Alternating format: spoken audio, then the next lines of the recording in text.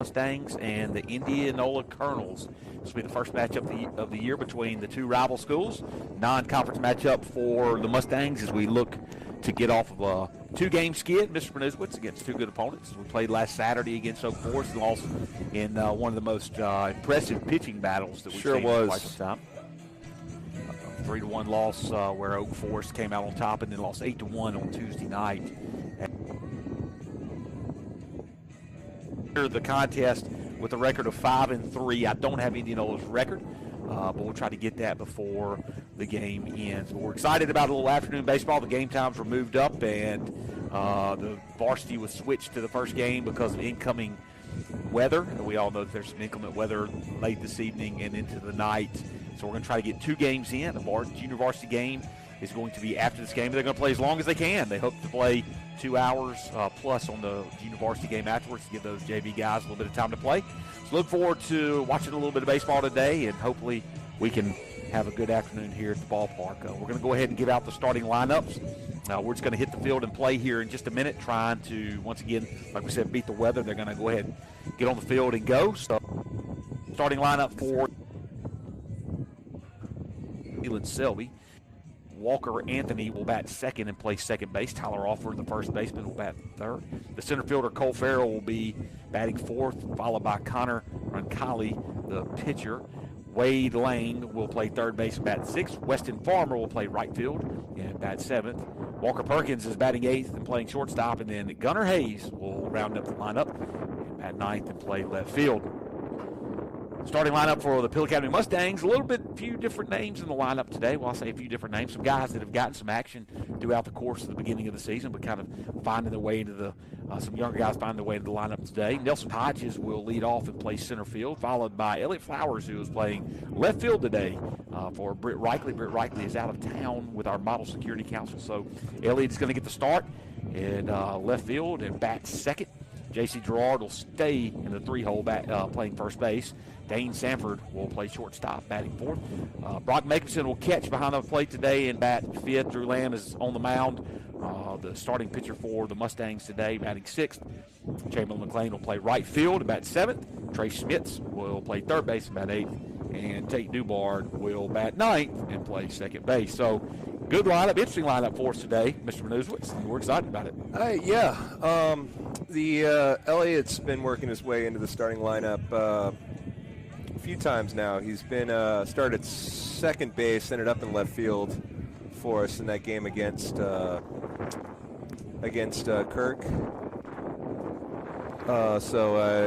Had a nice single in that. Of course, he pitched an immaculate inning. We saw him on the mound. So that was a fun outing for him when his first varsity action on the mound, and he was able to throw 9 pitches, 9 strikes, 3 strikeouts. That was fun to watch. Sure was. Yes, he and Chamberlain McLean, who's been a mainstay in the lineup. It's good to see future Pill of Baseball's bright that we got 2 freshmen that are more than capable of holding their own.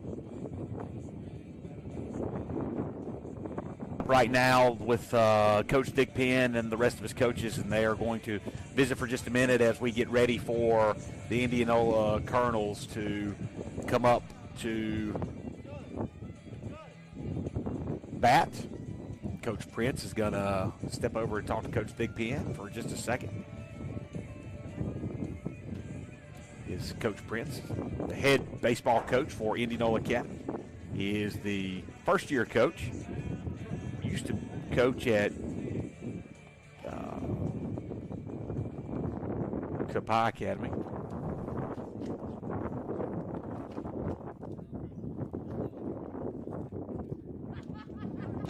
You also used to do some coaching at Copai Academy, correct? I did. Went to Copai Academy. Graduated from Copai Academy. So number 44 for Indianola as we get ready to start is Leland Selby, the catcher. He will step up to the plate first and get us moving in the right direction. I hear another game in the background here. I'm hoping that the 2 girls sitting to my left are listening to Ole Miss baseball. That is verified here. What's the score, ladies? 3-1. I'm hoping Ole Miss is winning. Drew Lamb, the starting right-handed pitcher for the Mustangs, has thrown 13 2/3 innings this year. He's pitched in 4 games.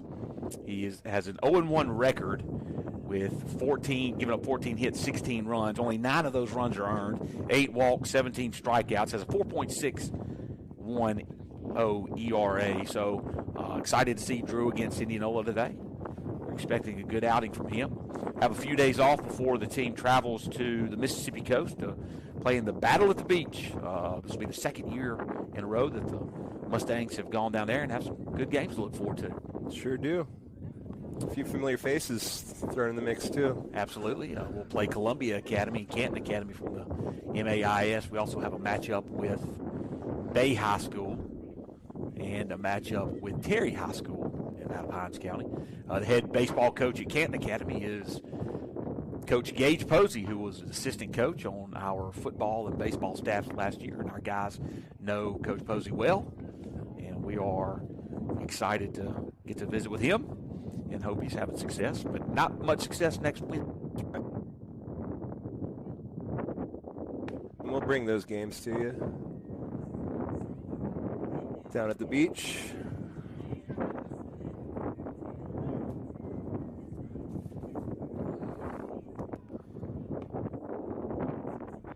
So in the interest of time, we are rolling right along with the game today, trying to get this thing in as quickly as we can to allow our JV guys a little bit of time to play before the weather hits. It was 70 degrees when we got up this morning, Mr. Produzewitz, and before the night's over, it's supposed to be 26 degrees and snowing. Normal stuff. Did you have that kind of weather in Maryland? Oh, yeah. Oh, yeah. Doesn't mean I like it, though. Mississippi weather, always interesting.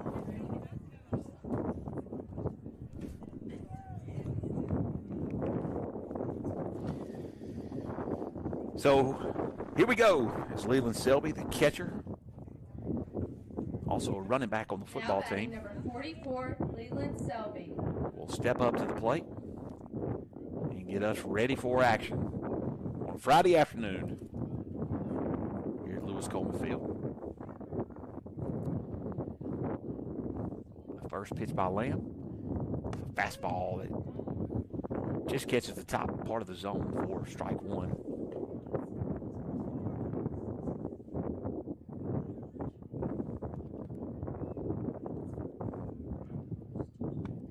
Breaking ball by Lamb. Nice pitch. Started around the belt and ended up in the catcher's mitt just above the shoelaces. Check swing, strike for strike two. So way ahead in the count on Selby is Lamb.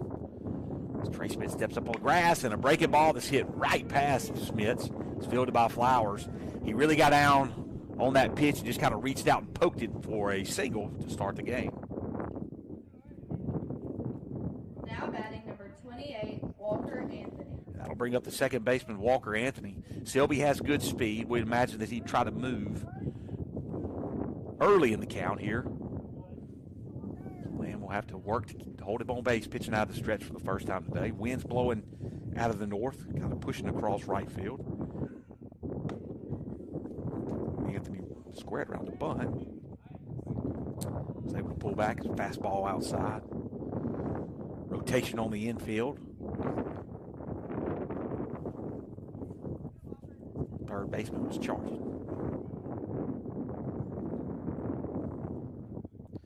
Doesn't square around, and Selby was running on the fastball.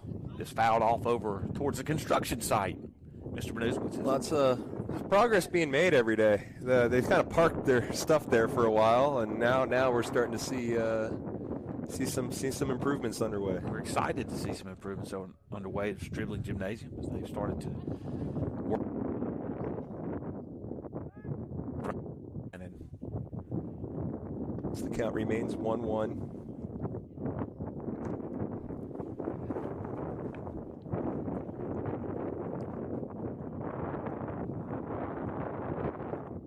not squaring him up this time.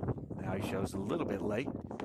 Ball is up in the zone, misses for ball two, so now 2-1 count. Crowd's filled in pretty nicely. Yeah, late arriving crowd. 15 minutes before game time, we didn't have anybody in the stands. Well, we are at spring break, but the business and life goes on for the rest of the people. So glad that some can make it out a little early on a Friday. Anthony squares the bunt again on the curveball, misses for ball 3, so now 3-1 count. And we'll see what Anthony does here at the hitter's count. Nobody out, and the man on first base. So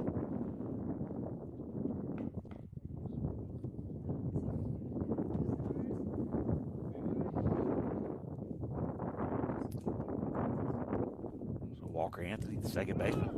Pitchers. Oh. The ball was caught by Dane Sanford, so we kind of froze on that. Runner was moving. Walker was moving on the pitch. I'm sorry. Selby was moving on the pitch. Anthony hit a little soft line drive just beyond the second base bag into the grass. Dubard Now batting number and 35, Tyler Alford.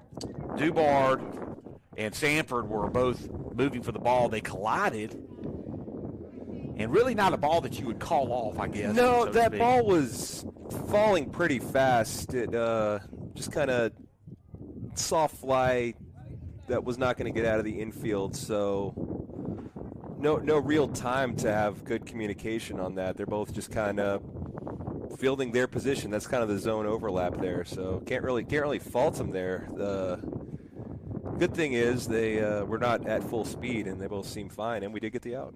Tyler Alford, the first baseman, up to the plate.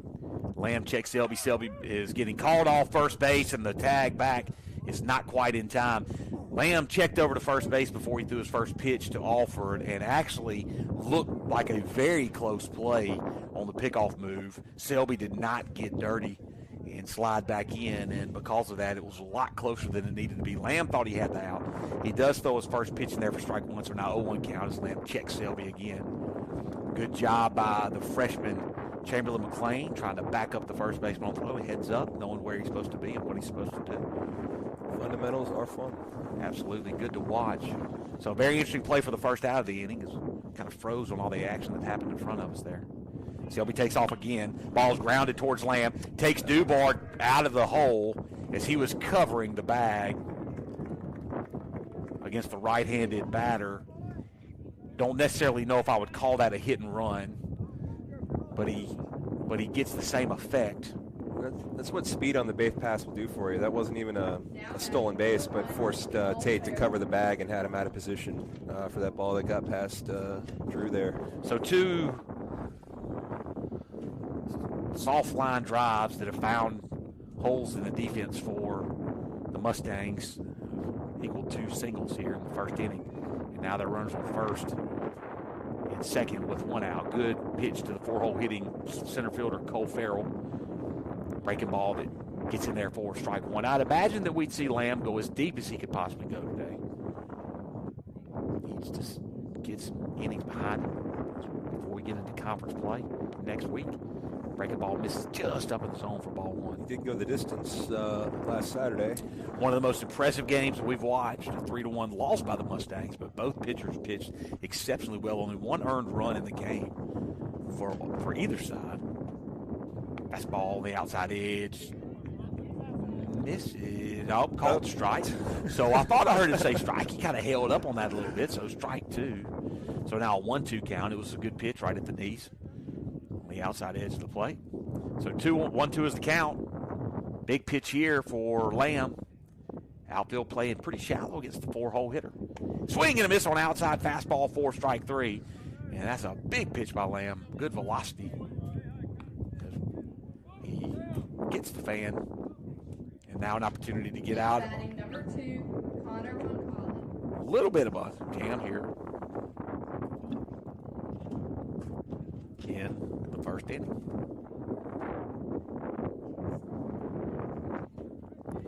So that'll bring up Connor Roncalli, the pitcher for the Colonels. First pitch misses on the outside edge for ball 1. 1-0 is now the count.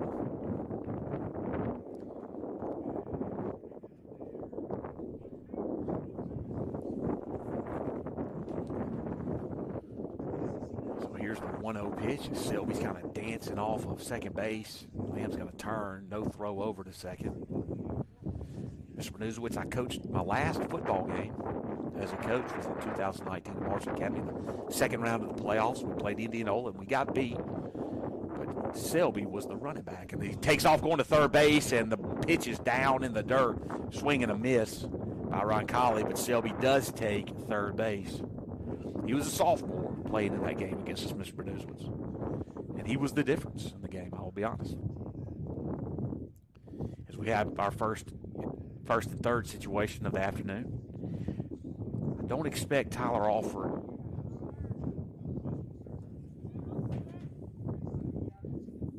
to be much of a speed threat at first base, but we'll see.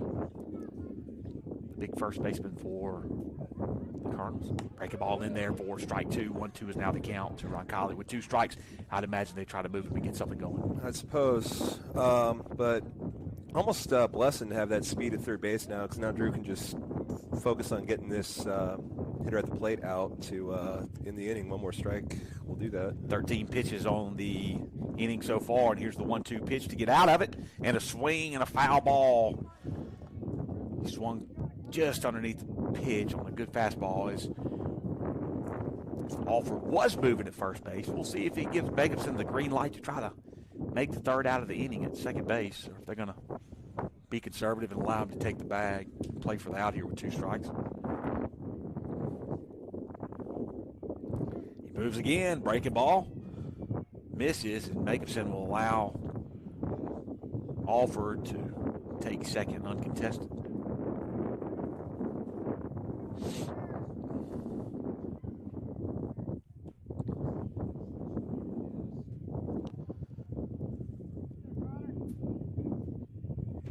So here's the 2-2 pitch and a swing and a miss. Jacobson drops it at home plate. He picks it up. He's going to have to throw it over to first. He throws it down the line. Misses. The throw home is not in time, and Selby scores.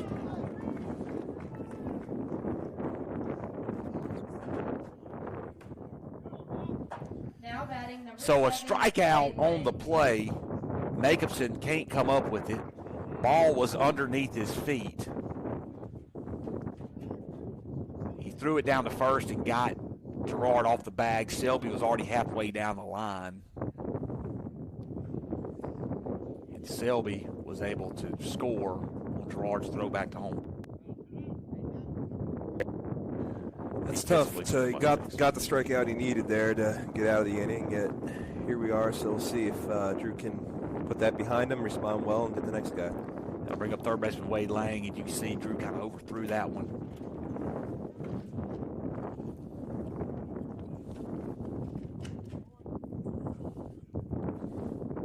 So 1-0 is now the count. Good pitch on the outside corner right there for strike 1. 1-1 the count now. The Mustangs have given up a run here in the... Is he saying 0-2? He said 0-2. I thought it was a ball. And the runner's moving to third. Throw down to third is not in time. Close, though.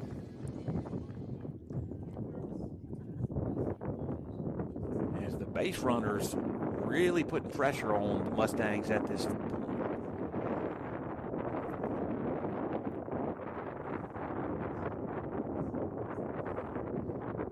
And we believe a 1-2 pitch is a breaking ball, swing and a miss. 4 strike 3. And the Mustangs get out of the inning, but 1 run is scored on 2 hits. There was 1 error made by the Mustangs and 2 men left on base.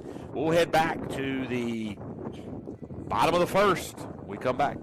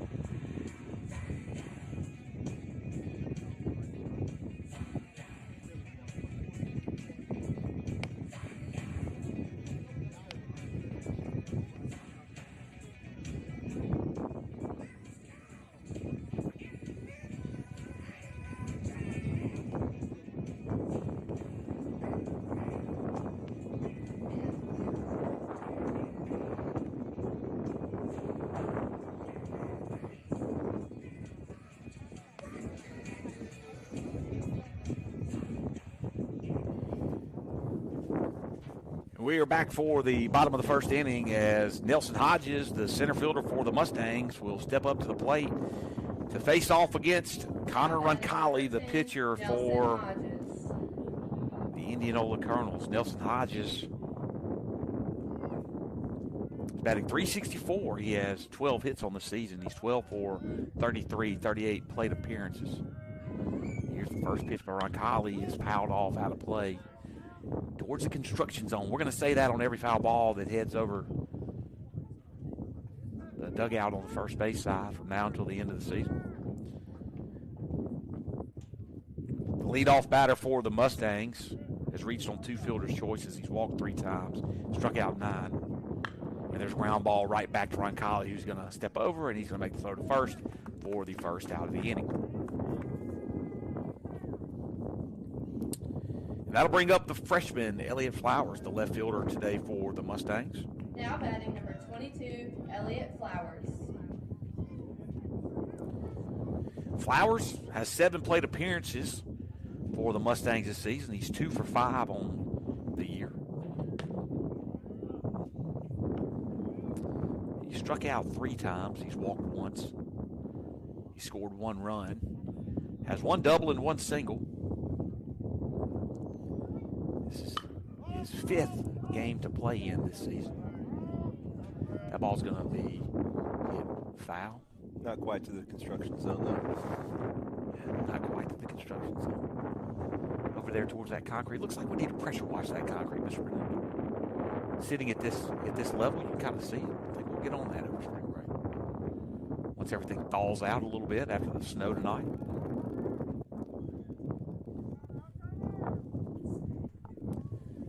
Here's the 1-1 pitch to Flowers.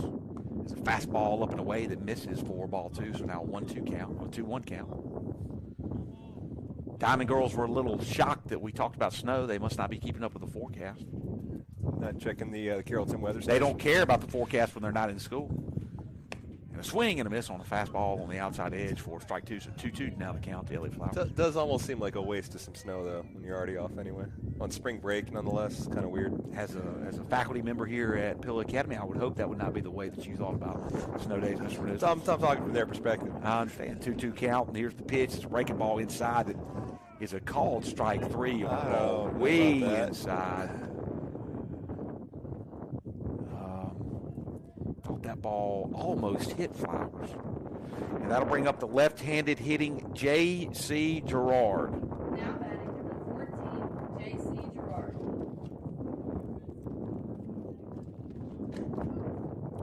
Gerard's batting average has tumbled a little bit the last couple of games. He's just now hitting .654 on the season. Oh, geez, Benjamin. It's terrible. He's got 17 hits on 26 at-bats, 38 plate appearances, 10 singles, 7 doubles. He has 6 RBIs and scored 12 runs. He's tied for the lead in runs scored this year with 12. Dane Sanford. It's up and in on the hands. 2-0 count. Umpire signal 2-1. We've only had 2 pitches in the at-bat.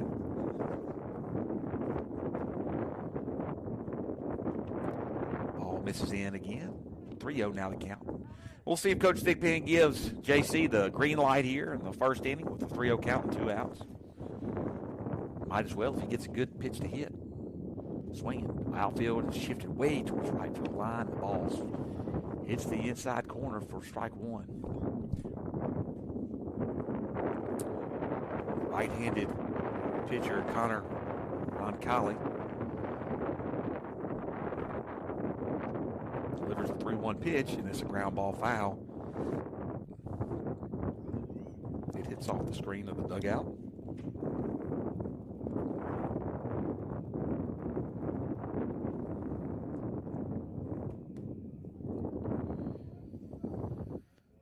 And now full count with 2 outs here for Gerard.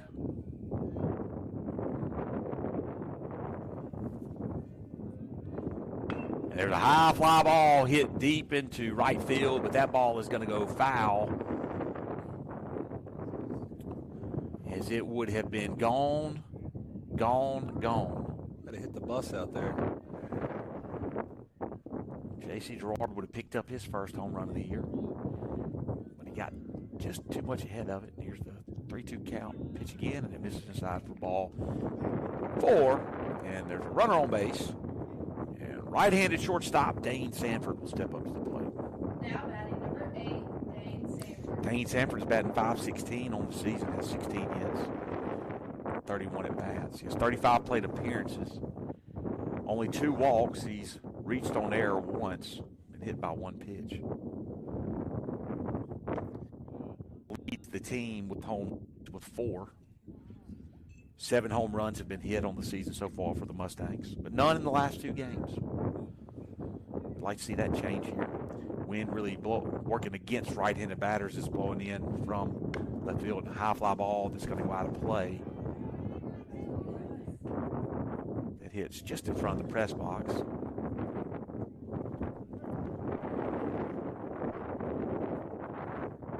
The umpire asked for the fan to throw it back on the field. You don't see that very often. You don't. You sure don't.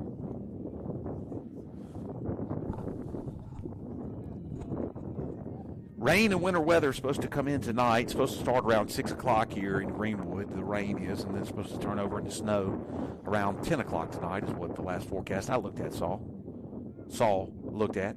Whatever. I mixed my words up there. The runner moves. Ball's down in the dirt, and Gerard will slide right when he gets to the bag just to get his uniform a little bit dirty. There's no contest on the ball in the dirt. Catcher. Now Gerard to move up with indifference. So here's a 1-1 pitch, and Sanford swings and misses at the breaking ball inside for strike 2. So 2-2 count.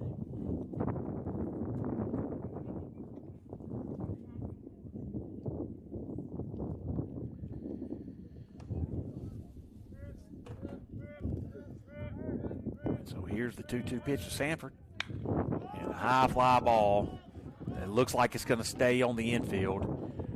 Nobody's going to call it, and Sanford is going to end up at second base as the ball lands in a triangle between, actually, that wasn't a triangle, that was more of a square, between the first baseman, the pitcher, the shortstop, and the third baseman. So Sanford is going to reach on what is actually going to be called a hit, I believe. Well, nobody touched it. No one touched it. Now batting number 7, Brock Nicholson.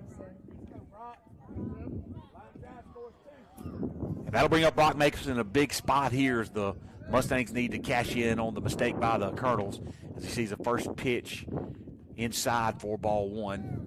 Nicholson, the utility player for the Mustangs, is catching today. He has 10 hits on 29 at bats, 345 average, and he swings and misses at a 1-0 breaking ball down and away for strike 1. So 1-1 the count. He has 4 singles and 4 doubles. He has 1 triple. He also has 1 home run.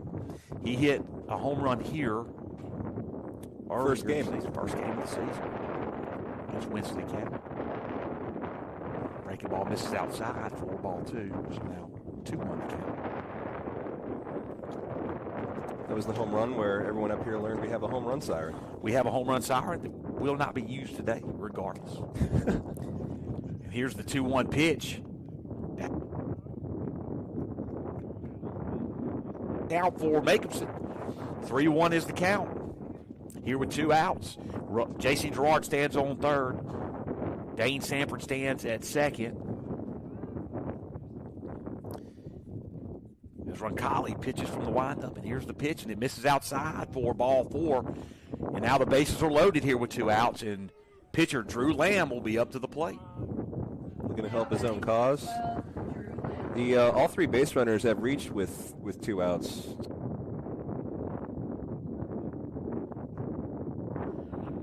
Very unique infield hit.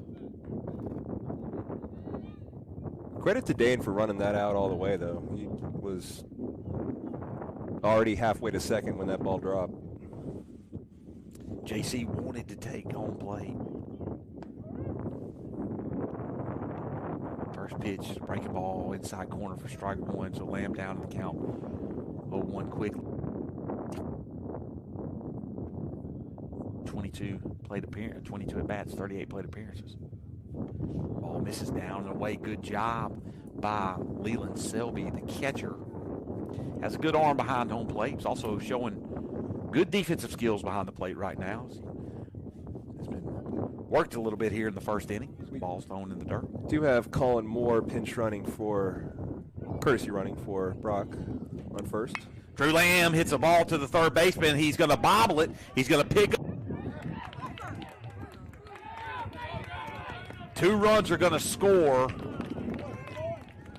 and the Mustangs will take a 2-1 lead.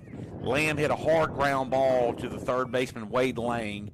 He kind of bobbled it. He tried to pick it up and get it over to Walker Anthony, who was still moving, trying to get to second base when the ball hit his glove, and he couldn't come up with it. The ball was thrown to the first base side of second base. So Lamb will reach on an error. I would call that an error on the second baseman.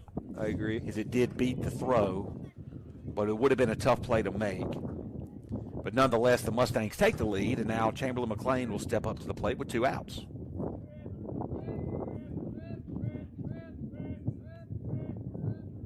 Chamberlain McLean batting 176 on the season, the freshman. Getting a lot of playing time here for Coach Thigpen and the Mustangs in his freshman season. The last game at Kirk, he had about 3 pitches in a row, crush down the right field line, foul. He's definitely showing some power potential. As most young batters, you would probably call him a pull hitter. He tries to get out in front of everything, use his strength. Time and patience will be the key for him to start using all parts of the field when he's at the plate. As he now has a 1-1 count. Ball misses inside for ball 2, so now 2-1 count.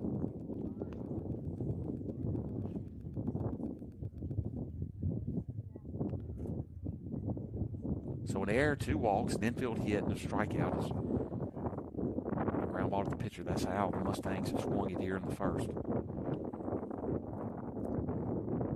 2-1 pitch, misses way outside for ball 3, so now 3-1. As Trey Smith, the third baseman, stands on deck. John Histon Powers, Britt Reichley, both of them not in the lineup today. And ball 4 will move up the runners as Chamberlain McLean does a good job of being patient at the plate. And Trey Smith will step up. Now batting number 9, Trey Smith. 6 hits on the season, batting 194, has 36 plate appearances, 31 official at bats. Smith has 5 singles, 1 home run. Ball misses way outside for ball 1 as Ron Cotley is beginning to struggle now with control.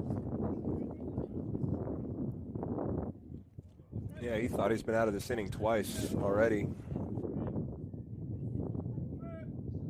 And a ground ball, soft ground ball by Schmitz to the third baseman. He's going to pick up and throw over to first, and the ball goes out in the outfield. 1 run scores, 2 runs will score. Chamberlain McLean is being waved around. They're going to try to score him. The throw comes in, and the catcher Selby can't come up with it, and McLean scores, and the bases are cleared on the throwing error by the third baseman, Wade Lang.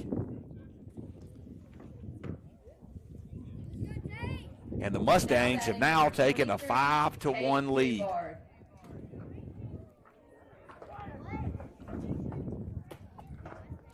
Once again, another difficult play. The ball just kind of died off the bat. Lang was trying to make the throw on the run to get Smith as he was hustling down the baseline. And just didn't quite make a good throw. Just on the pitch. And he knew it. Tate Dubard. He wanted that swing back right in the middle of it. One of my favorite players to watch so far this season. Batting .348, has 8 hits and 23 at-bats. Ball misses way outside as Schmitz does not try to move up on the play. Versatile is Tate. He will catch, play second, sometimes both in the same game, as he did in Kirk.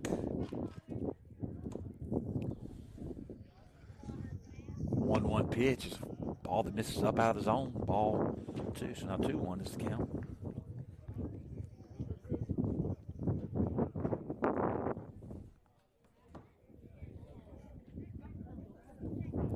The 2-1 pitch. Ball in the inside corner. Good pitch right there by Ron Colley. This is the same ump that worked that Oak Forest game. So that inside strike is still very consistent with it. Dubois kind of lifts one out into shallow left field, and the left fielder, actually the center fielder, steps in front of the left fielder and makes the play. As that was the center fielder, Cole Farrell, that stepped over in front of Weston Farmer to make the third out of the inning. And that is the way the Mustangs go down. But they bat all 9. They score 5 runs. They'll head to the top of the second. Pillow Academy 5, Indianola 1.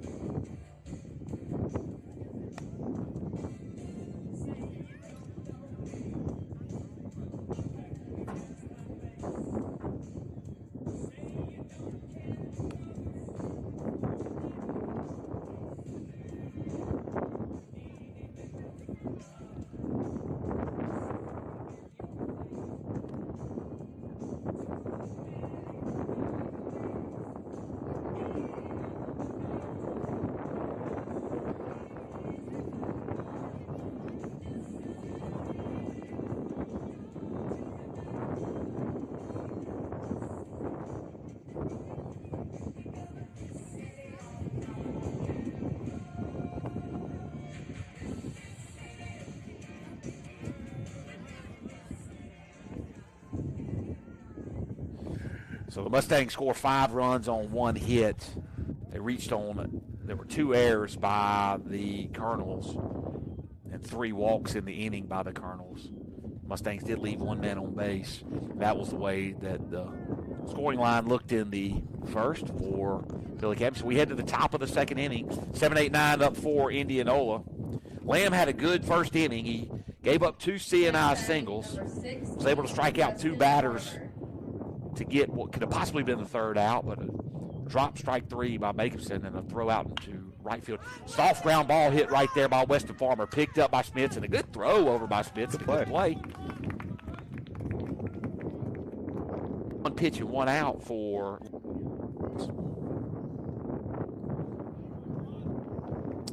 So nothing but soft contact so far for Drew. You mentioned those 2 singles, but there's been nothing that they really got the barrel on so far. Walker Perkins, the shortstop, steps up and fouls off the first pitch. Lamb is sitting at actually 23 pitches right now. Or at least that's what Game Changer has him as. We have him at 19 on the scoreboard. We'll say we're right. 0-1 pitch, a swing and a miss on a fastball up in the zone for strike 2. So the shortstop, Walker Perkins, is down quickly, 0-2 in the count. You know, and Lamb, and in all the last 3 games that we've played, Mr. B, 0-2 pitch is another soft contact line drive. No collision this time. And Dane Sanford's able to step over in front and make the play. You know, had trouble in the first inning of the last two games that we've played. You know, a game against Oak Forest, we got a lot of runners on base, and bases were loaded with no outs. Same thing happened against Kirk Academy the other night. Mustangs need to find a way to come out a little bit faster on defense. You're right, but to their credit, they lately have found themselves in these first inning follies, but do tend to limit the damage when they get in that position. The left fielder, Gunnar Hayes, is now down 0-2 in the count as he swings at a fastball way behind that pitch. Coming off a 5-run inning to have a nice quick 1-2-3, keep those bats rolling is exactly what we need right here. The outfielder's playing very shallow. Incredibly shallow. Another foul ball into the screen for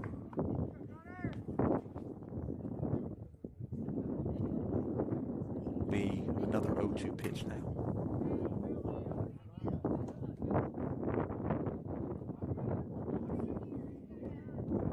So here comes the 0-2 pitch. Breaking ball. Just misses. I was ready to ring him up on that one. Looked like the same pitch that Dubard got rung up on. That's right. Or not Dubard. Was it Dubard? No, was it? It was Elliott Flowers got rung up on. Lamb kind of overthrows that fastball. Misses outside.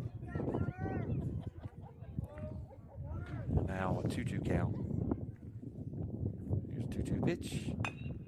Soft ground ball towards third base, and it's going to roll foul. It's a good thing, too. That'd have been trouble. Nice swinging bunt if that would have stayed fair. Leadoff batter Leland Selby, the catcher, is on deck.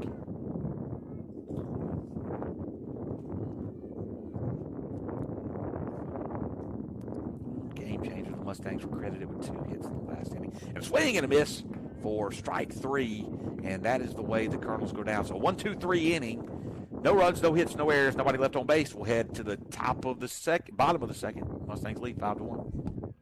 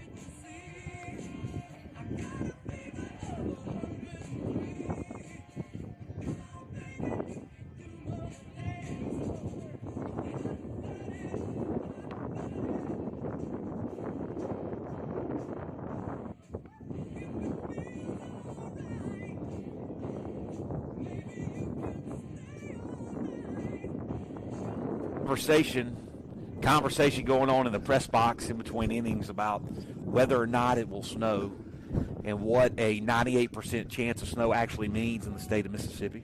Now batting number 10, Nelson Hodges. We'll continue that conversation a little bit later. Nelson Hodges will lead off the inning. The leadoff batter grounded out to the pitcher his first plate appearance, and he fouls off an bunt attempt. Hodges trying to find a way on base as the third baseman for the Colonels, Wade Lang, was playing back behind the bag. Hodges looking to get on base. Swing and a line drive into left field, and that ball's going to get down, and a good piece of hitting right there by Hodges with no outs. And the leadoff man is on base. Does his job very nicely right there. Now batting number 22, Elliott Flowers. Poking it out in the left field. Elliott Flowers, who struck out looking on a pitch that was. I don't fault him for that strikeout. I'll put it that way. He steps up to the plate. He's 0 for 1 on the afternoon. I think he showed good plate discipline not to offer at that one. Nelson Hodges almost caught off the bag on the pickoff move. He got caught leaning, dove in. The umpire went to signal safe, then he looked like he was going to signal out, finally gave the safe call, and everybody over there's laughing, including the first baseman. So I guess the first baseman knew he was safe. Flowers squares around the bunt. The pitch misses outside, so Flowers is up in the count 1-0.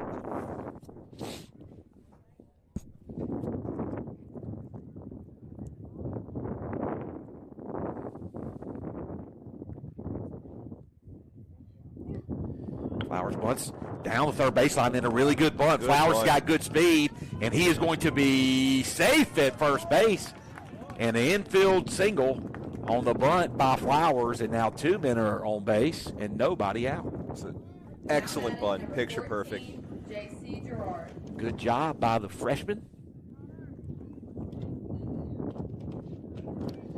Mustangs doing what they need to do here in the top of the second to put some pressure on the Colonels defensively. J.C. Gerard steps up to the plate. He walked his first plate appearance.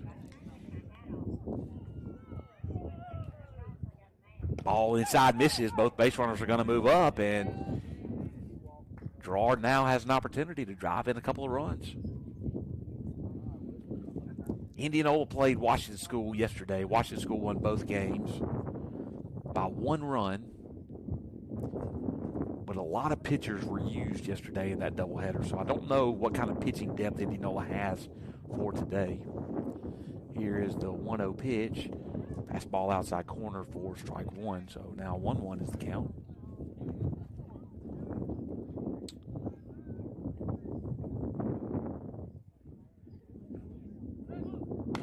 Ground ball foul for strike 2, so 1-2 is now the count for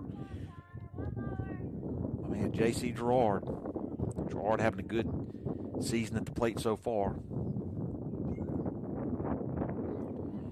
We know he will continue that throughout the course of the season. Absolutely.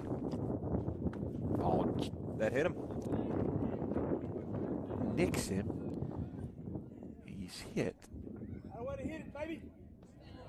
Now batting number 8, Dane Sanford. I didn't know what the umpire was doing. He was telling the Indianola player from the dugout to throw the ball and he'd catch it with his face mask. I thought he was saying something about JC getting hit, but now the bases are loaded for Dane Sanford, who is up at the plate, the 4-hole hitting shortstop, with a big opportunity now to have a big inning. Maybe that infield double might have shaken something loose for Dane. Swing and a miss. Don't want to get into the fundamentals and technique and coaching of these players from the press box, but I'll say what I've seen from Sanford here recently. If you've watched the games, more games recently than I have, as I was not there on Monday night, Dane seems to really kind of be pulling out on everything all of a sudden. A lot of pop-ups. Front foot's kind of getting out there a little bit when he steps. We'll see if he can't get that corrected. Season 3-1 is now the count for Sanford, and he has an opportunity. And his track record says he will. Swing and a miss. Fastball on the outside edge for strike 2. So now full count for Sanford. Roncalli trying to get a big out here. Pop fly out of play over the visitor bleachers. Towards the construction zone.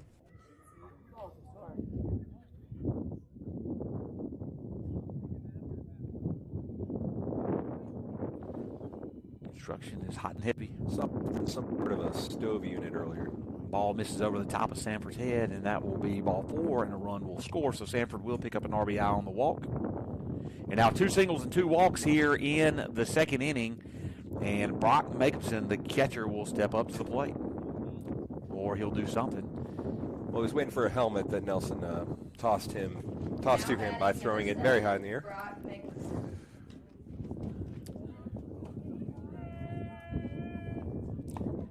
First pitch misses for ball 1.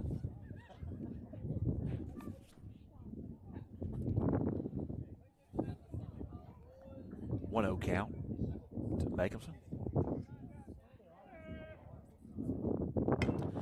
Ground ball foul. Jacobson kind of rolled over the top of it. Will stay foul.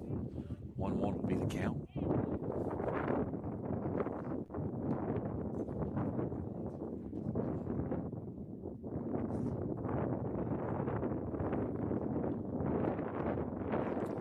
So you can really hear that wind start to pick up. The flag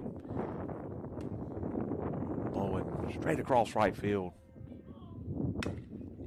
High fly ball that's going to be just beyond the second base bag, and a collision as Flowers will stay at third base. Jacobson will fly out to the second baseman. No opportunity for the tag up by Flowers. And now 1 out in the inning. The bases are still loaded. It's hazardous out there. Mr. Benuzwitz, we are excited about Now batting me and you might be the only 2 people in Greenwood, but we are excited about the Major League Baseball announcing that they're going to be opening up on April the 7th. very pleased. Most people listening to our broadcast, if there's anybody listening at all on this Friday afternoon, most people listening probably didn't realize Major League Baseball was not going to play this year. 0-1 pitch to Lamb, and he swings and misses for strike two. So now 0-2 count to Lamb here with the bases loaded in the bottom of the second.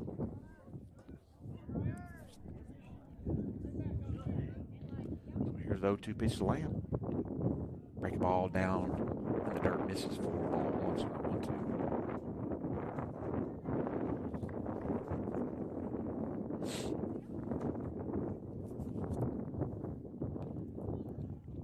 Here's the 1-2 pitch to Lamb. Ball misses outside for ball two, so now 2-2 count. Mustang hitters showing good patience at the plate. Pitcher's been struggling to find the zone, and they're happy to. Strike three called on Lamb as the ball was on that inside corner again that we've been talking about. Lamb goes down looking. Yep. Now batting number 24, Chamberlain McLean. And that'll bring up Chamberlain McLean. The Mustangs had a big opportunity for a big inning with the bases loaded, no outs. And two batters in a row, fly out, strike out. And McLean grounds it towards second baseman. Second baseman's going to glove it. He's going to throw it over to first. And the out is recorded. And the Mustangs don't come away with the big inning, but they do pick up one run. There was one run scored on two hits. No errors by the Colonels. 3 men are left on base. We'll head to the top of the third when we come back.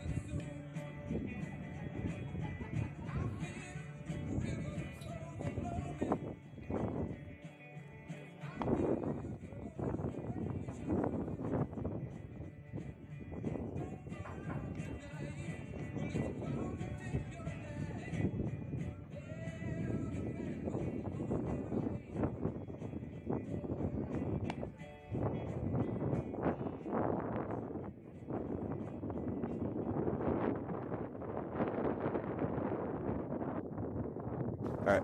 So leadoff batter Leland Selby, the catcher for the Indianola Colonels, will step up to the plate to start the top of the third inning. His second. He had a single off of Lamb to left field, his first plate appearance. Speedy leadoff batter. We'll see a first pitch breaking ball down in the dirt that misses for ball one.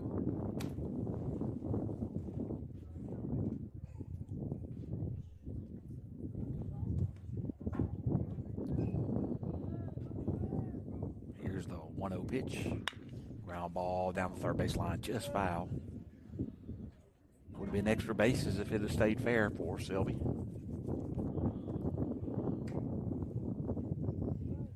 So 1-1 is now the count.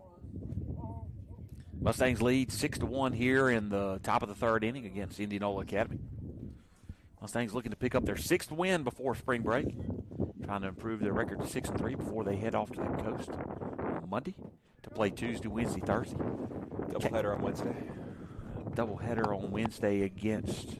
They open up against Columbia Academy, and then they play Terry High School and Canton Academy on Wednesday. And then on Thursday, they'll play Bay High. 2-1 count now to Selby. Fastball, ground ball towards Sanford. He gloves it. He steps over. He makes the throw. And Gerard, as usual, consistent on first base. Out number 1 in the inning is made. Now batting number 28, Walker Anthony. So, nice defensive work by the shortstop and the first baseman right there. Dane and JC sure can make it look smooth. Yeah, it's really not as easy as they make it look out there. Walker Anthony will step up. Anthony flew out to Sanford. His first plate appearance. That was the plate appearance where Sanford and Dubard collided behind second base on the little lazy line drive that floated in there. Breaking ball misses outside for ball one. So 1-1 count here in the top of the third.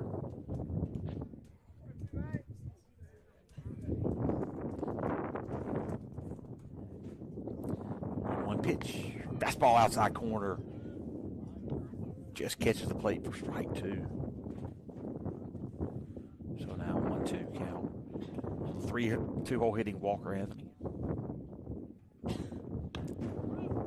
Good breaking ball right there by Lamb.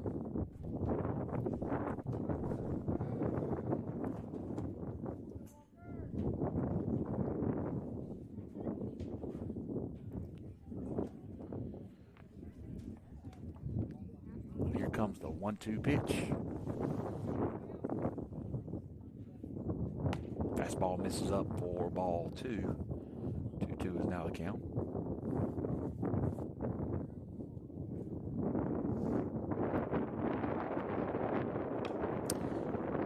Fly ball.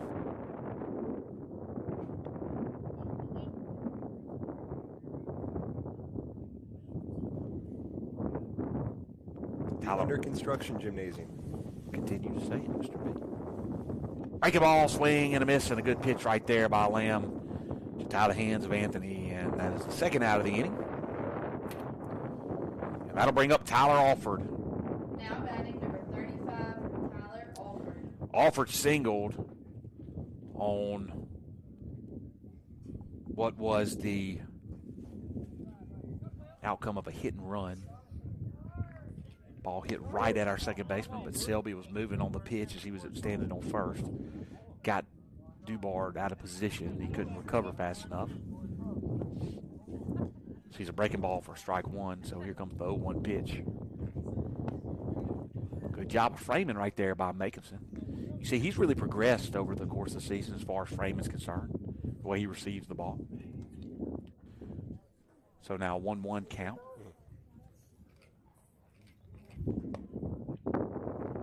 Ball misses outside for ball two, so 2-1 the count now.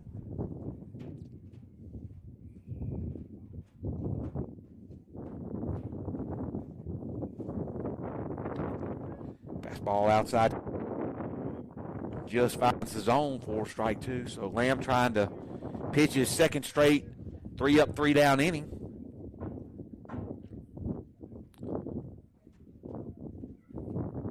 Here's the pitch.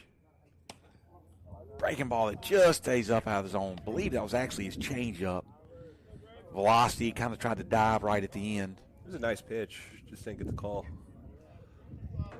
A full count pitch for Lamb. Swing and a pop. Foul in foul territory. Gerard tried to settle underneath it, and he'll catch it right there at the fence. And Lamb gets another 3-up, 3-down inning. No runs, no hits, no errors by the Mustangs. Nobody left on base. We'll head to the bottom of the third. 6-1 lead for Pillow Academy.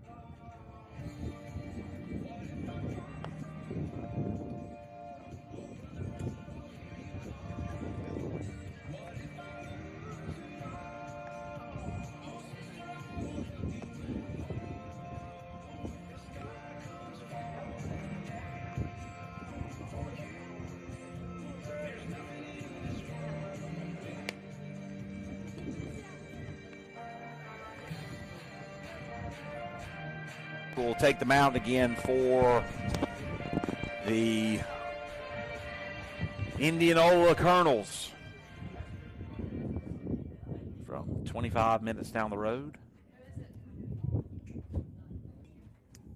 And the leadoff batter for the Mustangs will be Trey Schmitz. He reached on an error by the third baseman. His last plate appearance on a slow roller to third, actually scored a couple of runs.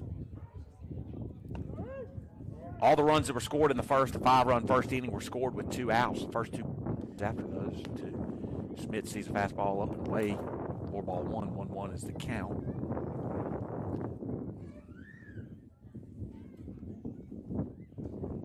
Pitch misses outside, 4-2, so now 2-1 count. The game originally was scheduled to be played at 4 o'clock at Indianola Academy. Indianola could not play on their field today. Still apparently wet from all of the rain that we received earlier in the week. So the game was moved here and moved up to 2 o'clock because of the incoming weather. We were lucky. We had a very full slate last week and were able to dodge the rain.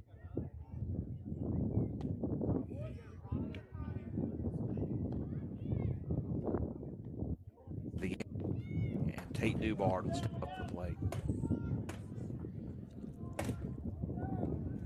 Now batting number 23, and Tate Dubard. Kudos to our coaching staff and our players. We are entering spring break week with 9 games under our belt, and that includes a complete washout week where we did not get to play at all. That's right. Tried to play every day and couldn't get a game in. Fastball hits on the inside corner for strike 1, and Dubard lifts another one in center field. Same outcome as his first at bat, though, as it fly out for the second out of the inning. And that'll bring up Nelson Hodges, the leadoff batter, center fielder, who's 1 for 2 on the afternoon. He singled and grounded out to the pitcher. Singled his last at bat at a hard line drive into left field. Now batting number 10, Nelson Hodges.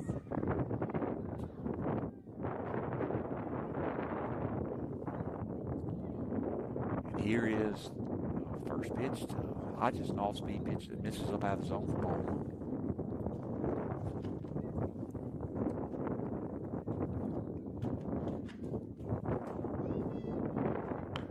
Ground ball towards third baseman is going to roll foul. And now 1-1 is the count. If you are interested in college baseball, Ole Miss is now taking a 10-2 lead over Oral Roberts as they started their game at 1 o'clock to beat the weather. Fastball misses up in the zone to Hodges for ball 2, so 2-1 is the count. We are accidentally matching, wearing our Ole Miss powder blue shirts today. What I love the fact is that you are a transplant to Mississippi and you are wearing powder blue. Fly ball into right center field. Right fielder's going to call off.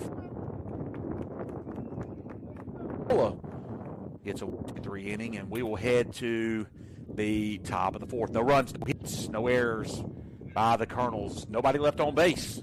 At the end of 3, the score is 5-1, Pillow Academy.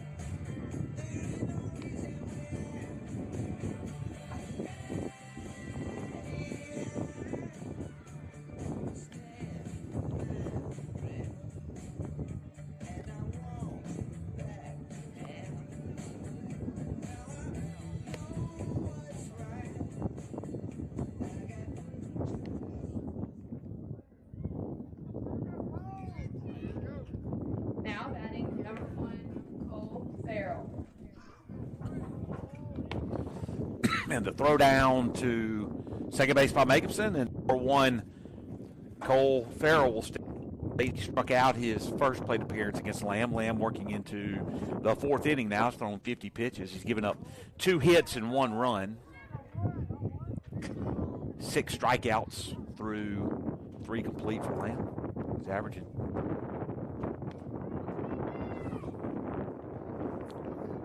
2 an inning.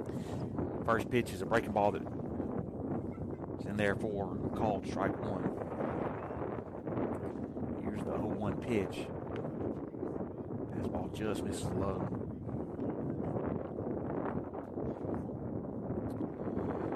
I was asked by some non-Ole Miss fans in the dugout a minute ago when Mississippi State was playing today, and they are. They start here at 3 o'clock. Ground ball to Dubar. Dubar throws it over to Gerard for out number 1. Mississippi State will have their first pitch today at 4 o'clock against Princeton. Now batting number 2, Connor Roncalli. Connor Roncalli will step up to the plate. He is the pitcher. He struck out. He struck out in his first plate appearance. Was able to reach on an error, a throwing error by Makinson. And there's a foul ball. It's going to hit the field house. Field house not under construction. Is it? Not. Field house is not under construction. Here is the 0-1 pitch to Roncalli. Is a fastball. Check swing. The umpire says he did not go. 1-1 is now the count.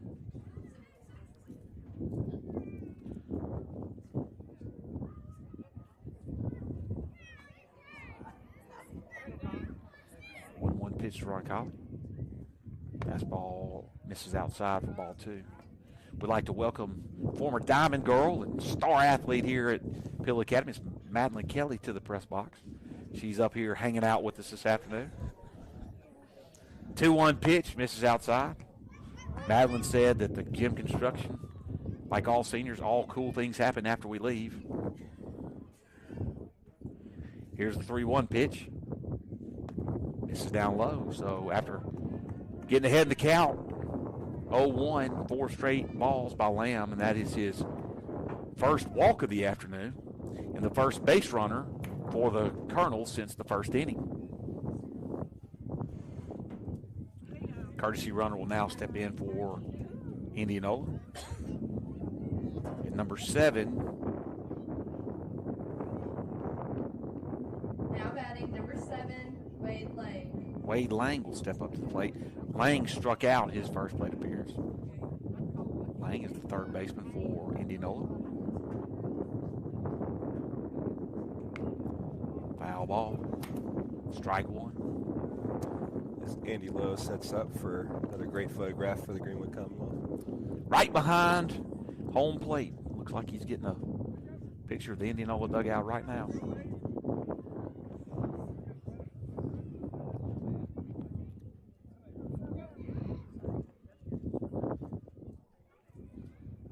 Pitch is a breaking ball that misses for ball 1. Not going to continue to talk about it, but that pitch has been called a strikeout a couple of times today. Batter. Make the strike zone whatever you want as long as it's consistent, and consistent it is. Here's the 1-1 pitch. Another breaking ball that stays up in the zone for ball 2.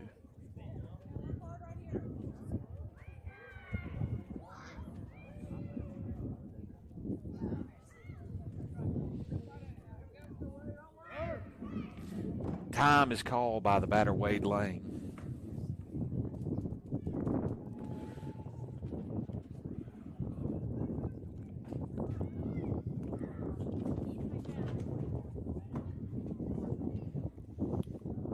Pitch, strike, right down the middle, fastball by Lamb.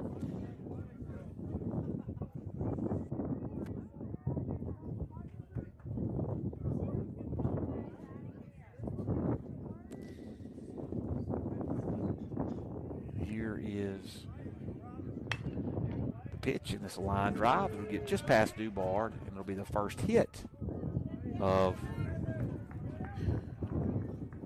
for the Colonels since the first inning, as Wade Lang gets a line drive into Now batting center field. The number third hit 16, given up by Lamb. Weston Farmer. That'll bring up the 7-hole hitter, right fielder Weston Farmer. Weston rounded out to Trey Smith's his first plate appearance, number 16 for the Colonels.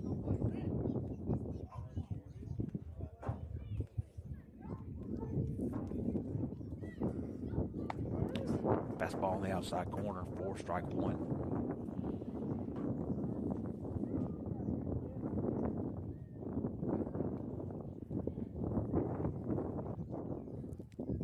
Here's the one pitch. Swing and a miss for strike two. So Lamb way ahead in the count. Here with one out.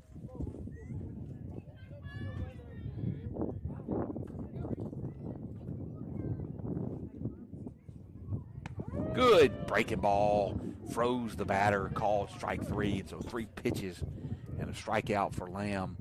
And now Walker Perkins, the shortstop, who flew out to Dane Sanford, his last plate appearance, steps into the plate. With 2 outs and Now a runner in base, 21, Walker Perkins. base runner in scoring position. Here in the top of the 4th.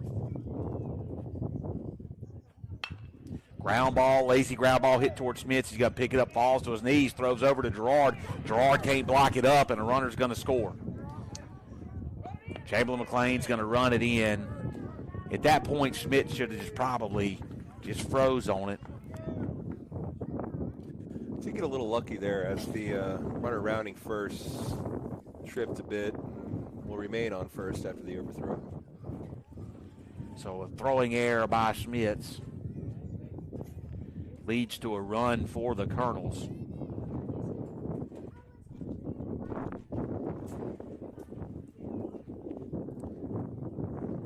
That's the second error of the day for the Mustangs.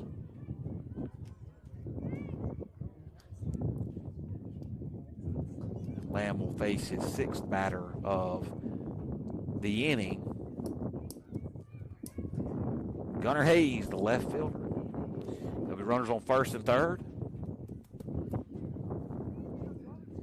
Now batting number 22, Gunnar Hayes.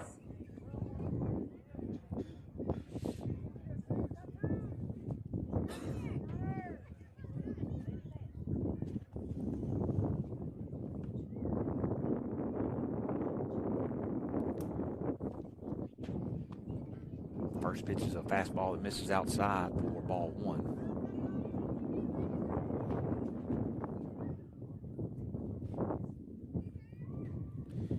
Well, Mr. Manizowitz, we'll talk a little Major League Baseball here in a minute. Ground ball. Dubart's going to have to hustle to get over. He can't come up with the play cleanly, and another run scores as the ball was hit softly between first and second base. Dubart was going to have a tough play to throw out Hayes, and he is going to reach probably what is going to be called an infield hit, I'd imagine. Now batting number 44, Leland Selby. I suppose. E4? E4? Reaches on an E4? It was a tough play, but Tate did get there, and had he fielded that cleanly, would have been a nice underhand toss to first from there. Dubar's playing way over towards second base, anticipating a steal attempt. Leland Selby steps up to the plate. The leadoff batter who singled and grounded out to Dane Sanford his last plate appearance, and the Colonels have plated 2, 6-3 in the top of the 4th inning. Fastball outside edge, called strike 1, so now 2-1 is the count to Selby. Dangerous hitter in Selby, got the power to clear the bases. And the outfield's playing really shallow. Anything to the wall, Selby's going to have an easy triple. Breaking ball called, strike 2, inside corner.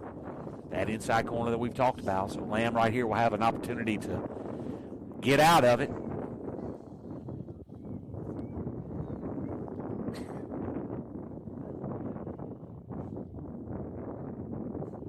Here's the 2-2 pitch. Check swing, did not go on the outside fastball, and now full count. Good idea to work the batter's eyes back outside after pounding that inside strike.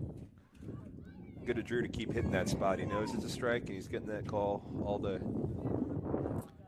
So here comes the full count pitch. Breaking ball, ground ball towards Smits, and it's going to go under his glove. 1 run is going to score.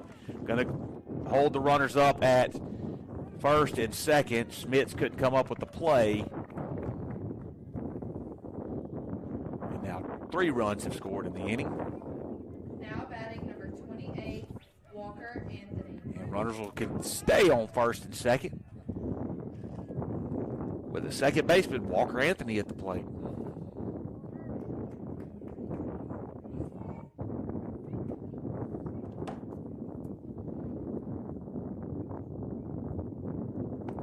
Fastball called, strike on the outside corner for strike 1.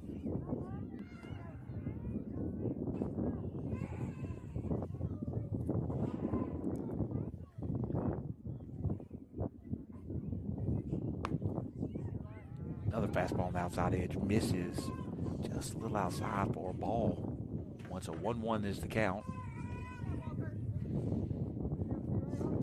Ferris Love doesn't like that too much. We do have. This is a baby-friendly press box. 1-2, 2-1 is now the count as the fastball misses outside.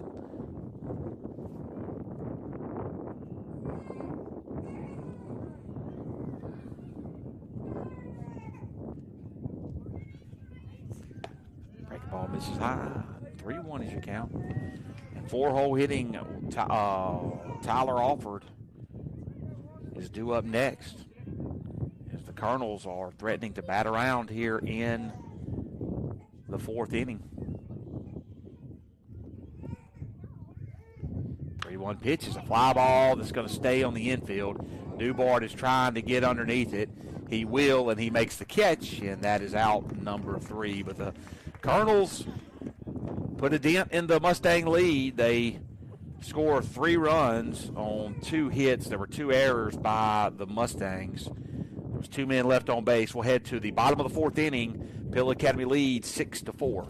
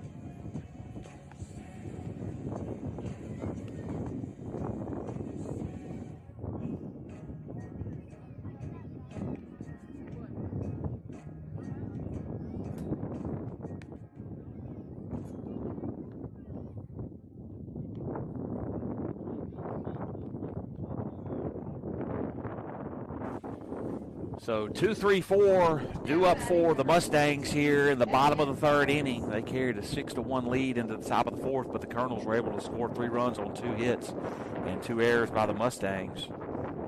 Taking some of that back here. Middle of the lineup, a good opportunity to do so.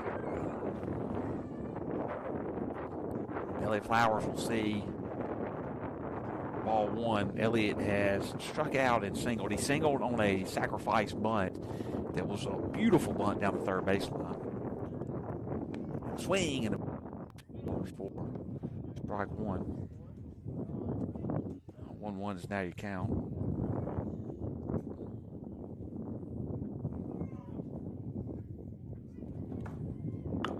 Ground ball off the leg of Flowers.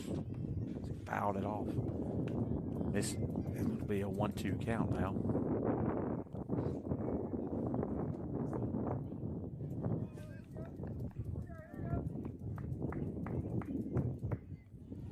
So here's the 1-2 pitch to the freshman. And a ground ball towards the third baseman. He's going to glove it. He's going to throw over to first base. First baseman comes off the bag.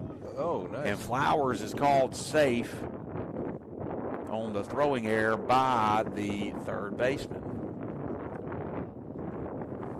Now batting number 14, J.C. Gerard. That'll bring up Gerard. Gerard has walked twice in the game. Looking for some hard contact somewhere. I'd like to see a gapper. Wind really gut out of center field right now across right field. Check swing right there on a low pitch out of the zone. Ball one.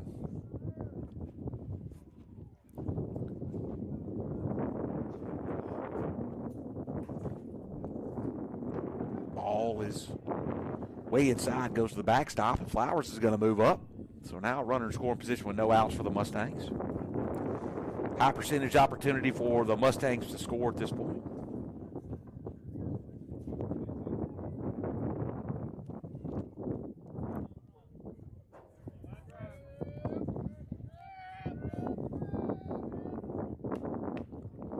Ball misses up in the zone.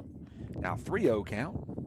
Mr. Manuzowitz, first free agent signing of what's going to be a very fun next couple of days in Major League Baseball. Carlos Rondon has signed with the Giants for $44 million. Really? He has. It's going to make their pitching staff much stronger. Ball misses inside, and now Jason Gerard has drawn his third walk of the game. Because the Colonels are determined not to pitch to Gerard. That'll bring up Dane Sanford, the home run leader for the Mustangs, with 4 home runs on the season. Now batting number 8, Be a good time for one. Sanford. He reached on an infield hit and a walk. This is his third plate appearance. I suppose it's never a bad time for a home run, though. Swing and a miss by Sanford for strike one.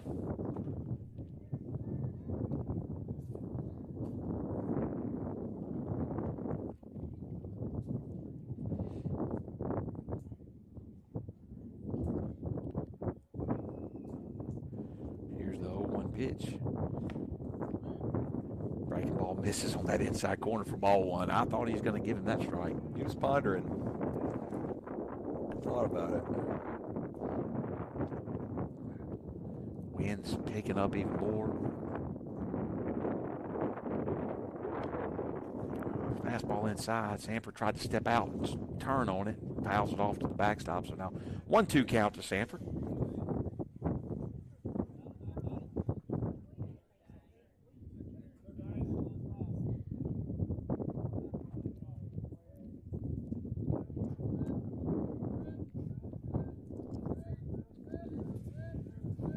Here's the 1-2 pitch. Ball misses down in the dirt. Flowers will make a good decision and head back to second base. He read ball down. Looked like he was got a good secondary lead. Looked like he might try to take third. But he held up. Yeah, Wise catcher was all over that.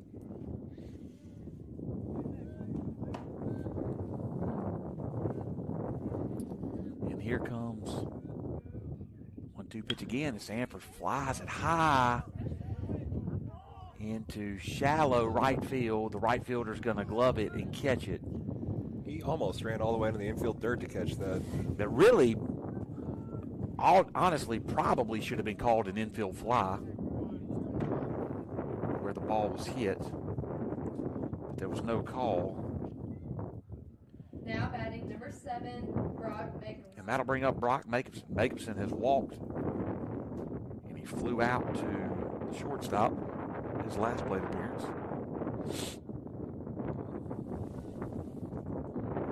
Both runners are moving, and there's the throw down by Selby, and it's going to beat the base runner, Flowers, who is thrown out at third base. Selby made the second inning. Yeah, Flowers really dead in the water there. It was a great play by the catcher, third baseman.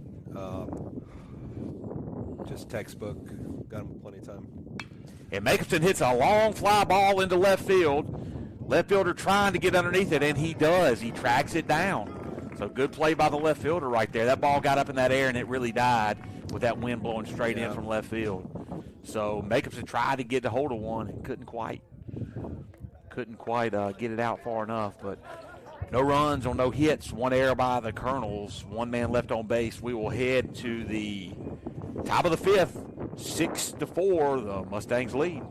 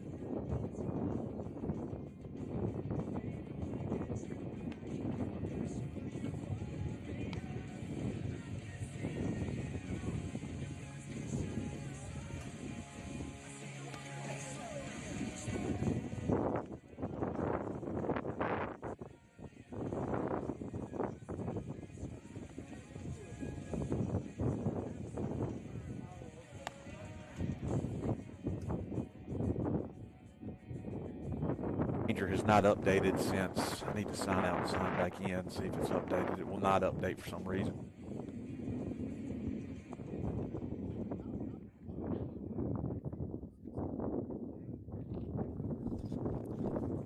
So we have a pitching change for the Mustangs as we head to the top of the fifth inning to face the 3-4-5 batters. Trey Schmitz will step up to the mound for the Mustangs.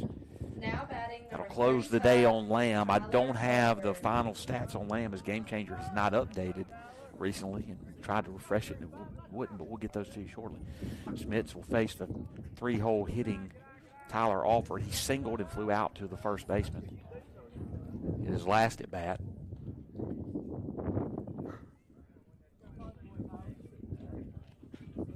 Trey Schmitz, the junior right-handed pitcher for the Mustangs. There's the 1-0 pitch. Fastball in there for ball two. Thought that was a strike. I did too. Got some more baseball news. Joe Buck heading to ESPN. Joe Buck heading to ESPN. Very interesting. I wonder what his role at ESPN is going to be. Maybe try to beef up that Sunday night football, Sunday night football, baseball, baseball. Or Monday night football and Sunday night baseball, yeah. 3-0 pitch by Schmidt is way out of zone for ball four, so the leadoff man is on for the Colonels, Tyler Alford, and Cole Farrell will come up to the plate. Farrell has struck out and grounded out to Tate Dubard, his last at-bat, so he's 0 for 2 on the afternoon. Now batting number 1, Cole Farrell. Trey Smith's trying to find the strike zone for the Mustangs.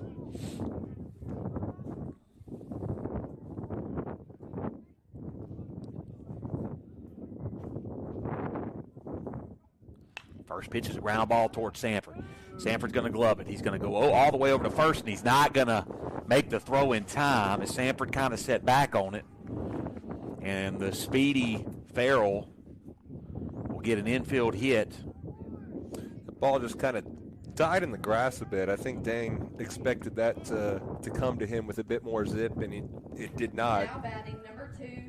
Off the bat, it looked like we might have an opportunity for 2, and we couldn't even come up with 1. So now both men have reached safely after the walk and the infield single. Another ground ball towards Sanford. This time Sanford's going to flip it over to Flowers, who throws it over to first, and the runner is safe at first. But a good job on the exchange from Sanford to Flowers.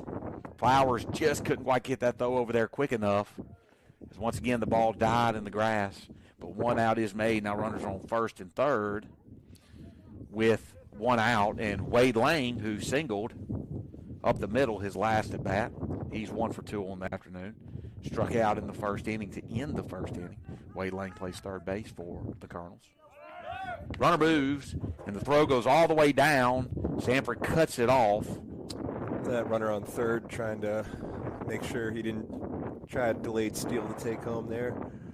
Probably the right call. I don't think that throw was getting in there to catch that speedster on first.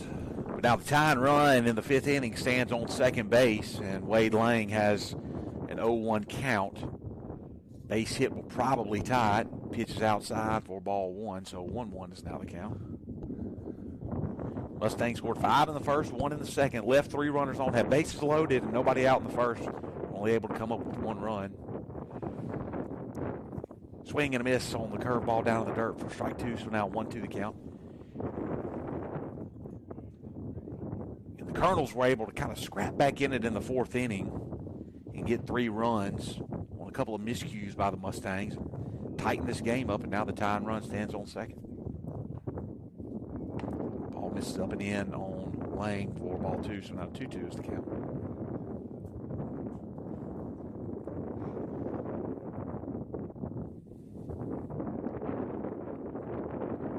Ball misses inside for ball 3, and so now full. Weston Farmer, the right fielder, who's 0 for 2 on the afternoon, stands on deck. And there's the pitch, and it misses outside for ball 3, and that is a walk by Schmitz. Ball 4, I'm sorry. And now with the bases loaded, Weston Farmer will step up to the plate. Number 16, Weston Farmer.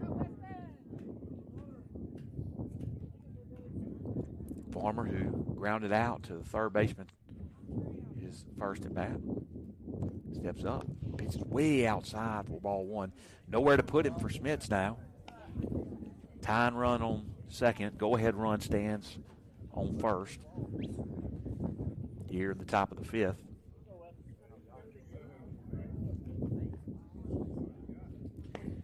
Another fastball misses for ball 2. So now 2-1. 2-0 is the count.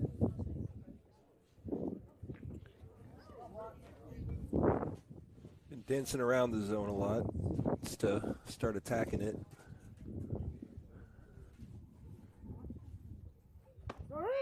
Strike on the inside corner. You heard me. For a call, strike 1. 2-1 is the count for Weston Farmer. Swing and a foul ball off the bat. Off the top end of the bat, goes towards the dugout. So now 2-2 the count, and Schmitz trying to climb back in it. Will be a big punch out right here if he can get it.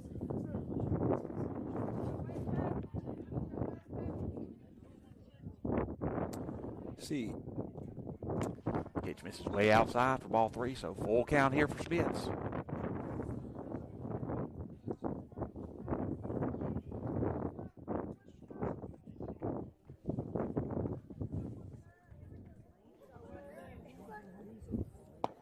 Ball misses low, and Schmitz has walked in a run.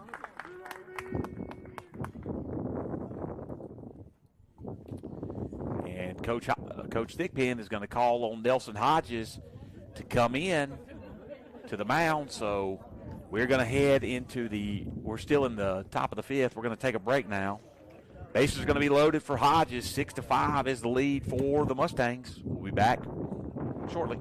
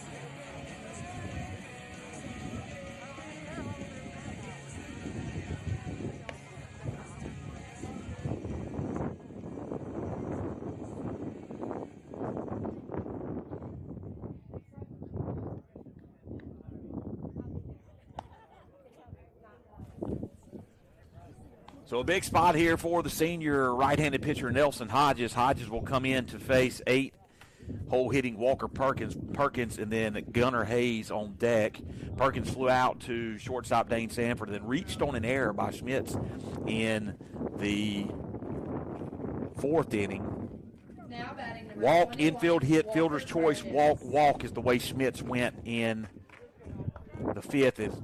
He squares around the bunt. Now they got him hung up between 3rd and home. Drew Lamb runs him towards Makeson. Makeson's going to move up. But number 2, Connor Roncalli, is going to get caught in a rundown on what looked to be a safety squeeze by Walker Perkins. He couldn't get the ball down.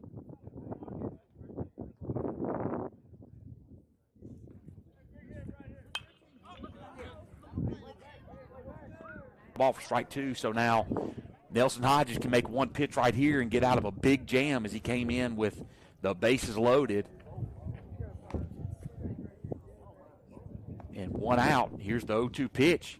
Fastball misses for, actually breaking ball misses for ball 1, so now 1-2 is the count. Credit to the runner for trying to make something happen.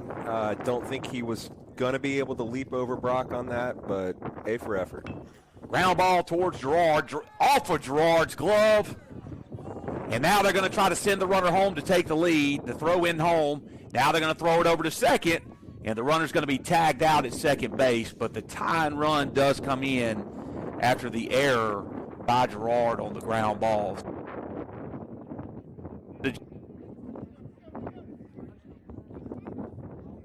Quite get out of it without them tying the game. So 2 runs score on 1 hit, 1 error by the Mustangs. We will head into the bottom.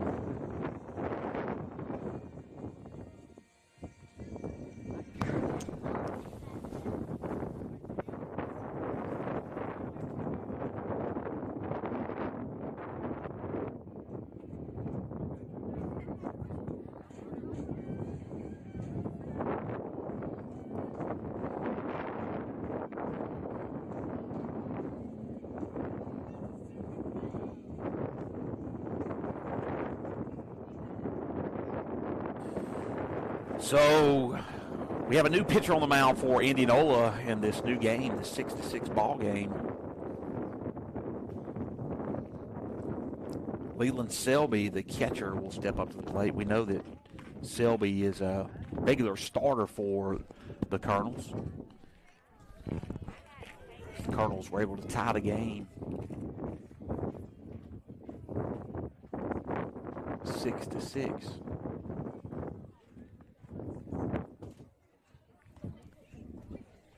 In the top of the fifth.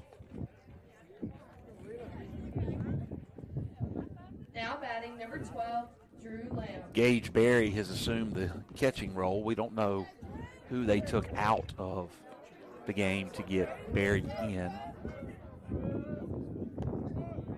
Assuming it was the pitcher, Roncalli. So first pitch is ball to Drew Lamb. Drew Lamb, who started on the mound for the Mustangs, has reached on there and struck out. Fastball misses again for ball 2, so now 2-0 the count. Lamb, McLean, and it looks like Matthew Ryan Smith might get the bat at this inning. Breaking ball just hits the inside corner for strike 1, so 2-1 the count on Lamb.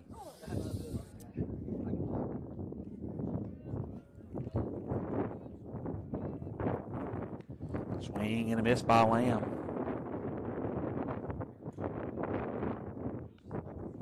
So now 2-2 count.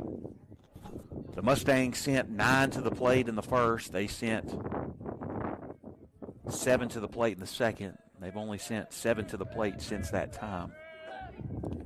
Ball misses down in the dirt for ball 3, and now full count.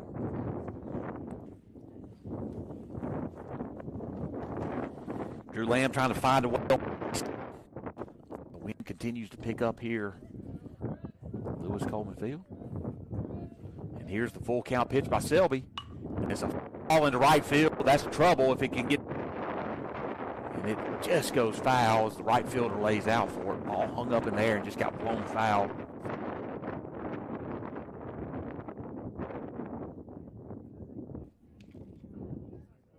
Things just not getting the breaks today. 4 errors by the Mustangs on the afternoon have been detrimental, as all 4 have led to runs and multiple runs.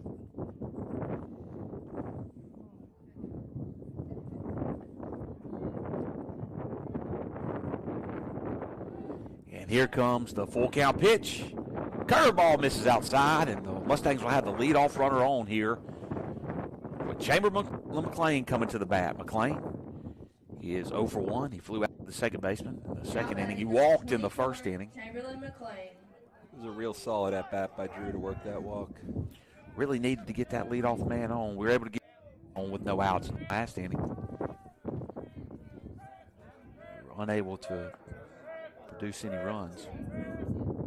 McLean squares around the bunt. Ball is not fouled off. Run is on second base with no outs. McLean was able to pull back. 1-1 count now for McLean. Matthew Ryan Smith is on deck with Tate Newbar behind him.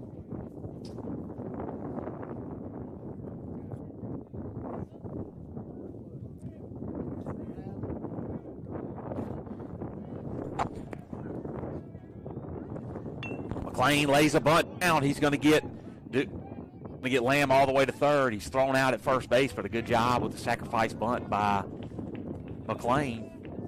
And so an opportunity to retake the lead for the Mustangs with a base runner 90 feet away and 1 out.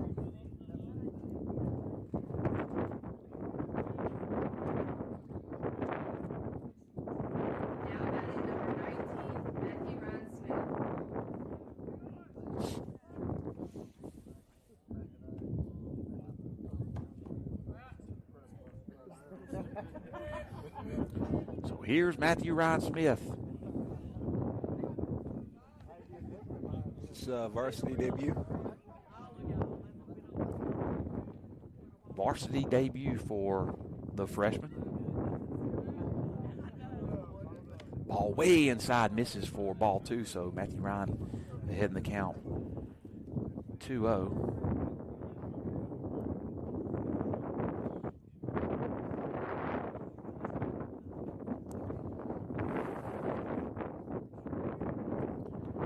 misses inside again for ball 3. That breaking ball is really running inside hard. Selby getting frustrated on the mound at this point. And now 3-0 count on Smith. Tate Dubard has a good average for a 9-hole hitter. Fastball in there for strike 1, so 3-1 the count. Dubard has 8 hits on 23 at bats. 7 singles and 1 double. 3-1 is a breaking ball in there for strike number 2. Anthony Brown's got to be ready to swing that bat. So full count now. Yeah, that was a good one. Right down the pipe. Here's the full count pitch. Swing and a miss. Catcher gloved it, and they're going to call Smith out.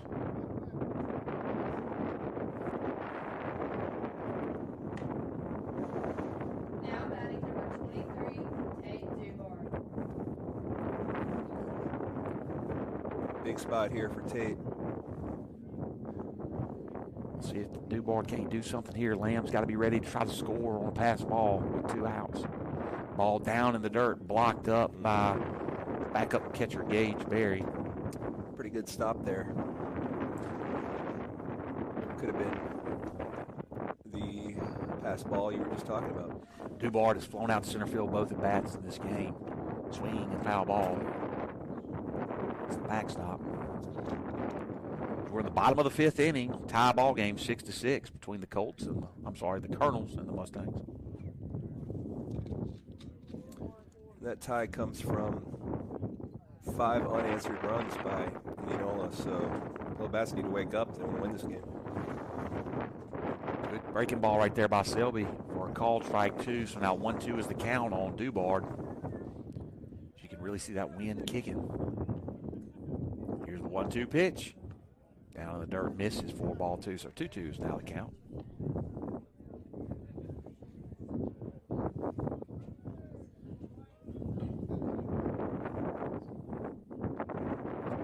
So here's the 2-2 pitch. Swing and a miss. Throw down to first base. It's going to go over the first baseman's head as Berry throws it out into right field, and the Mustangs catch a huge break right there as Dubard strikes out. But the backup catcher, Gage Berry, had to make the throw down to first base. Dubard doing a good job of hustling.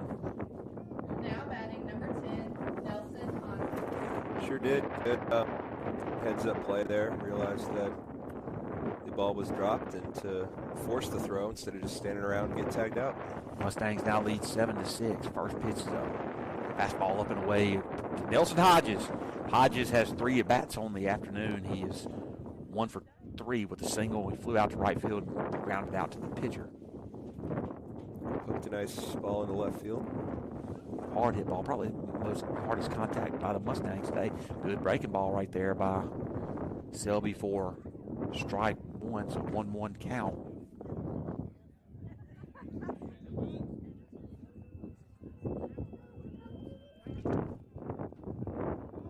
Pitch. It's Dubard's going to take off, and the throw's going to go out into right field. Backed up well by the shortstop. No chance to advance further, but puts a runner in scoring position with 2 outs for Nelson Hodges. It is a 2-1. I believe it's a 2-1 count. Yeah. It's a 2-1 count. Hodges' bat could extend the lead for the Mustangs here. Another breaking ball in there for strike 2. And now 2-2 count to Hodges.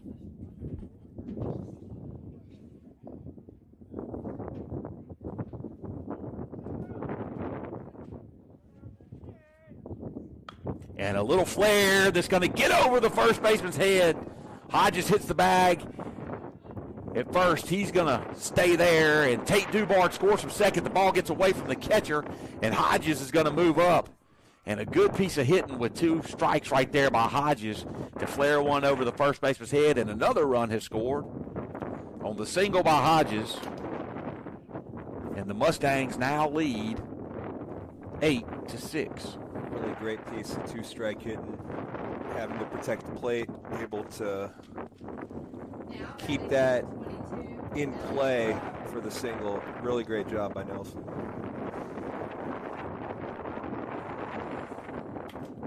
So Elliott Flowers is up at the plate. He swings and he misses. First pitch by Selby. So 2 runs put up on the board here in the top of the 5th inning. And it all started with a strikeout and a throw over the first baseman's head with 2 outs. Another swing and a miss by Flowers. So now 0-2 count.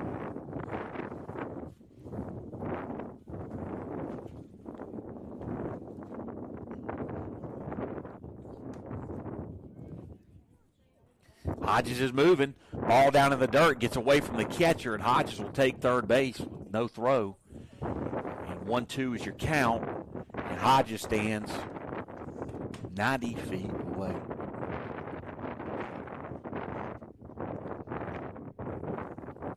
More baseball news. NBC will now stream a Sunday afternoon baseball game. Really? A lot of baseball news here. As Elliott Flowers strikes out. But 2 runs are put up on the board. 2 runs on 1 hit. 1 error by the Colts. I'm going to do that. I'm going to stop calling them the Colts. 1 error by the Colonels.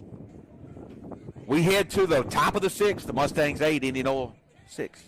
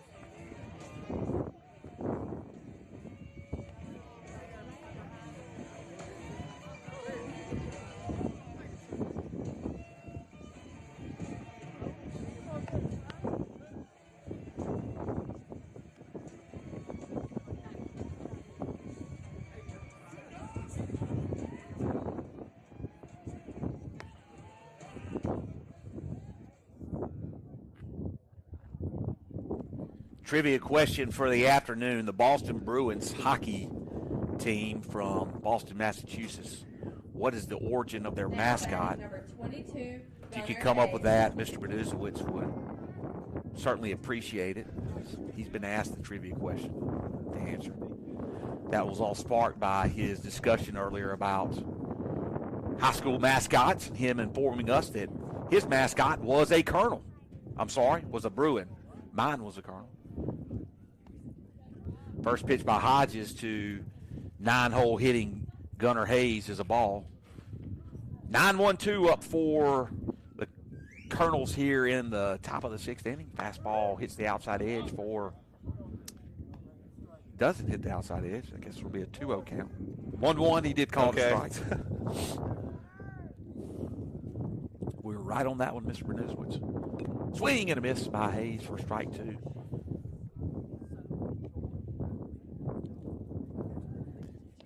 Go through the 5-hole there. Errors have been the difference in the game, really, for both teams.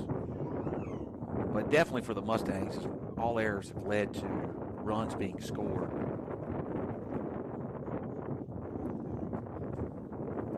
Four hits on the afternoon for the Colonels.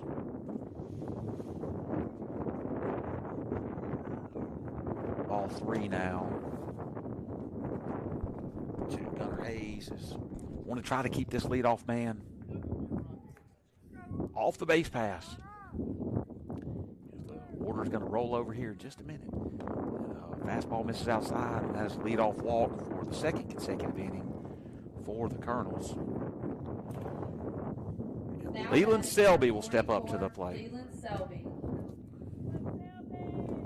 As we see more and more people pulling out blankets and all types of things to try to stay warm here.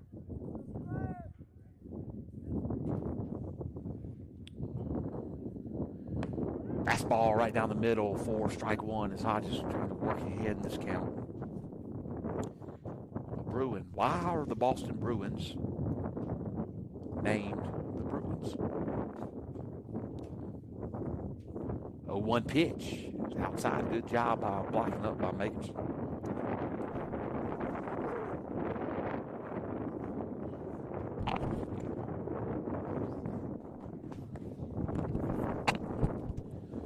So here is the 1-1 pitch to Selby, and it's a high fly ball that's going to stay on the infield.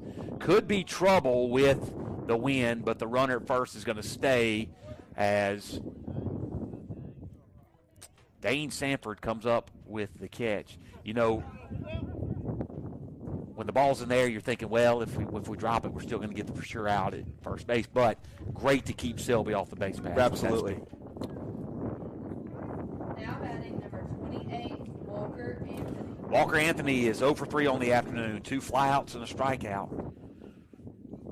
As he comes up to the plate here in the 6th inning. Good pitch right there by Hodges, outside corner. You know, Hodges was hitting 79 miles an hour, almost right there at that low 80 mark at Hartfield.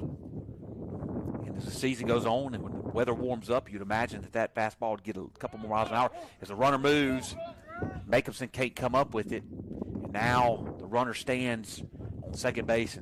Got to give it to Coach Prince, and the Colonels have been very aggressive on the base pass today. The Mustangs haven't done a whole lot to stop them. A good job right there by Gunnar Hayes taking that bag. Fastball, outside edge, called strike 2, so now 1-2 is your count. But another runner in scoring position, and those runners in scoring position for the Colonels have been high percentage today. And a check swing, strike 3 for Walker Anthony, and Nelson Hodges strikes out his first batter of the day, and now has 2 outs here in the 6th with first baseman and 3-hole hitter Tyler Alford up at the plate. Now batting number 35, Tyler Alford.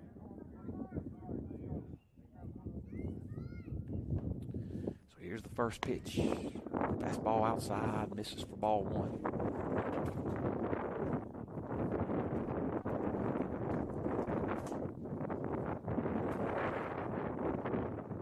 Was the count.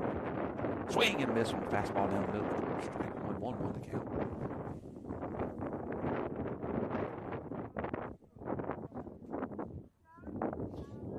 It's still gusting in the direction of the construction zone. Pitch misses just low, just below the knees for ball 2, so 2-1 the count. 8-6 is your score. Top of the 6th inning. Mustangs lead. Runner moves. Jacobson's going to throw it down to third, and a tag is going to be in time for the out.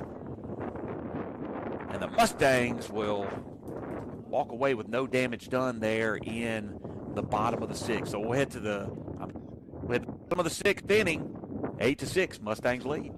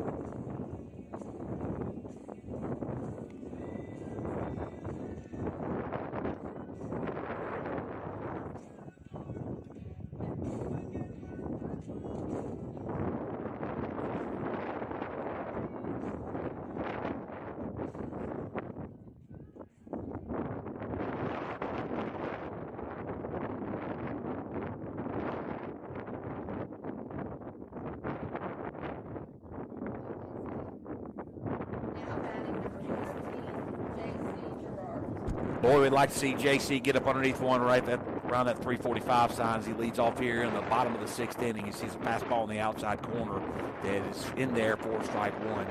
Gerard, the average leader, has walked 3 times today for the Mustangs in his 3 at-bats. Good on base. A breaking ball is in there by Selby, fouled off by Gerard.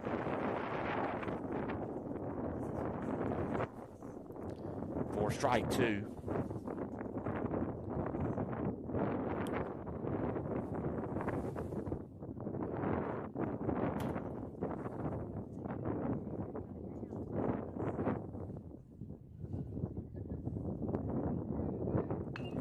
And another breaking ball is fouled off.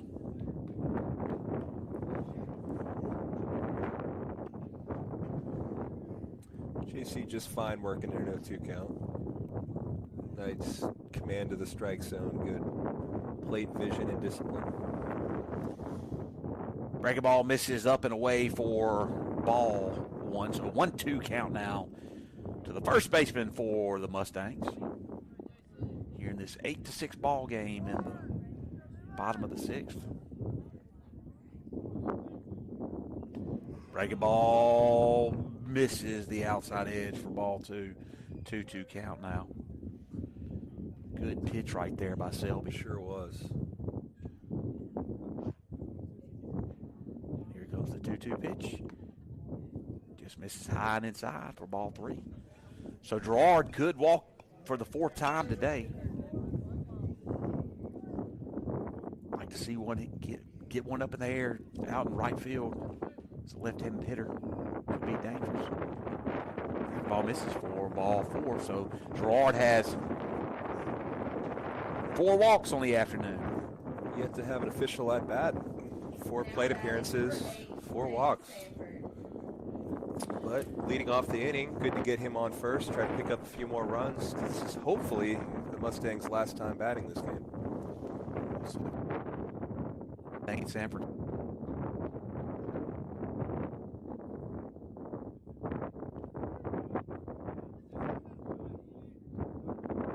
Gerard is going to move up to second. And don't know what Coach Thigpen is asking the umpire. I believe he called it. Did he call it a strike? I am still waiting.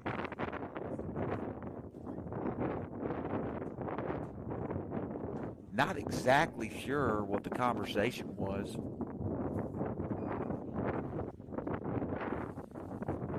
We don't know the count. There was a pitch thrown. Yes. Ground ball, slow roller towards the shortstop. He's going to pick it up, and he will not beat Sanford there. Sanford's going to have another infield hit. Yeah, shortstop kind of hesitated a bit for release and cost him the out there. And that'll bring up Brock Makeson, who really got up underneath one of the last at bat. Drove it deep into the left field corner, but the ball got up in the air as that wind's blowing hard back in from left field. Yeah, it's been picking up as the game has gone on. Makeson batting .345 coming into the afternoon. He's 0 for 2 with a walk. First and third situation now for the Colonels as Sanford stands on first. You would imagine with a 2-run lead here in the bottom of the 6th that you'd be able to take that second base bag fairly easy. Colonels will not want to give the run up.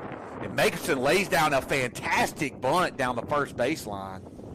Great job by Makeson. Scores the run at third and moves Sanford up to first base. And I'm going to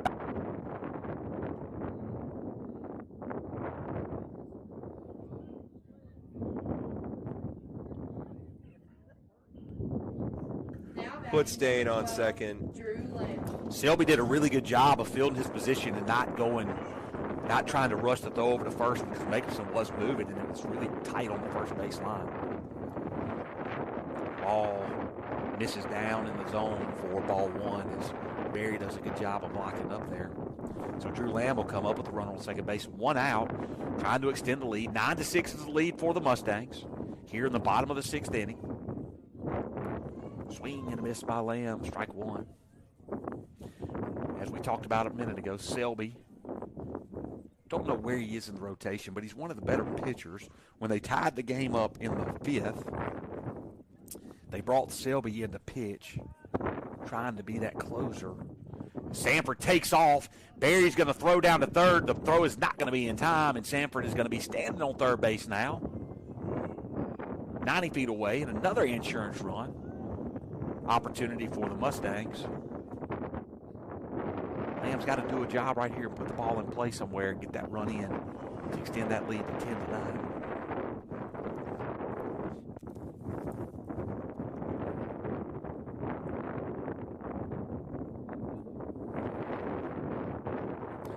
So here's the 2-1 pitch. Breaking ball misses. Ball 3.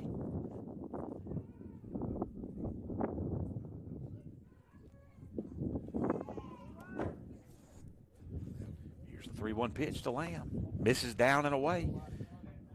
And Lamb will head on over to first. Yep. So McClain, Matthew Ryan Smith, and Dubard are due up next. 1 out here in the bottom of the 6th inning. Mustangs have scored a run. They've extended the lead to 9-6 over Indianola.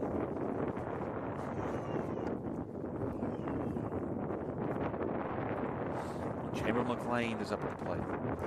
McClain had a nice sac bunt his last plate appearance. Ball gets away from the catcher, and Lamb will take second base. And now Very leisurely. the umpire is walking out to talk to the pitcher.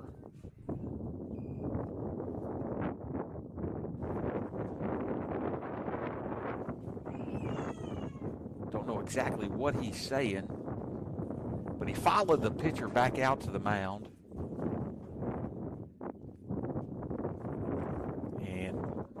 And it was just them two in the conversation. No Indianola coaches out for that. Now the umpire's having a conversation with the catcher.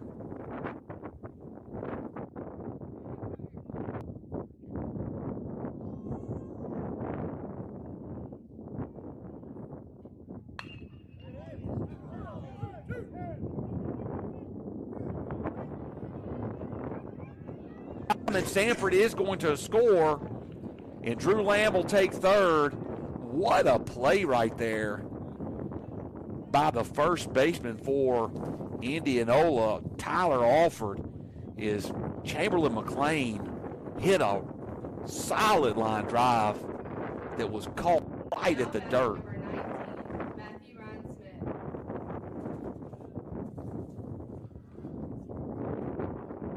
Tyler Alford tried to pick Sanford off at third.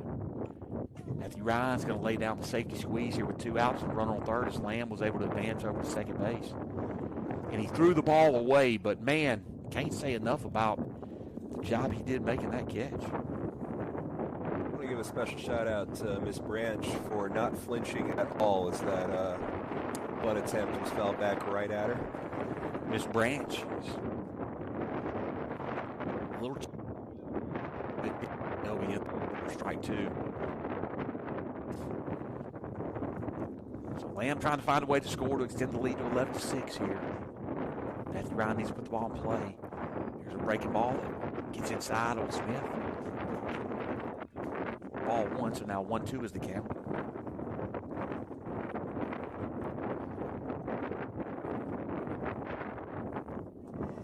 And here comes the pitch.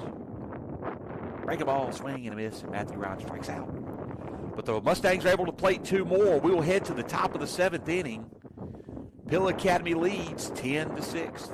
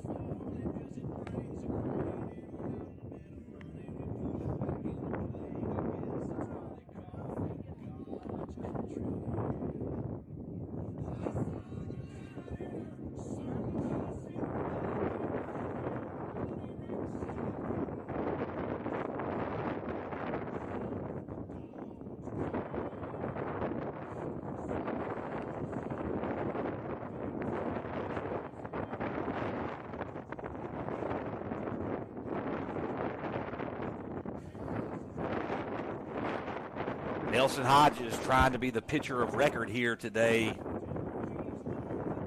for the Mustangs. As the throw comes in from Elliott Flowers at second over to Drew Lamb, he hands it off to Hodges. As the Mustangs take a 4-run advantage into the top of the seventh, trying to pick up their 6th win of the season and take their record into spring break at 6-3.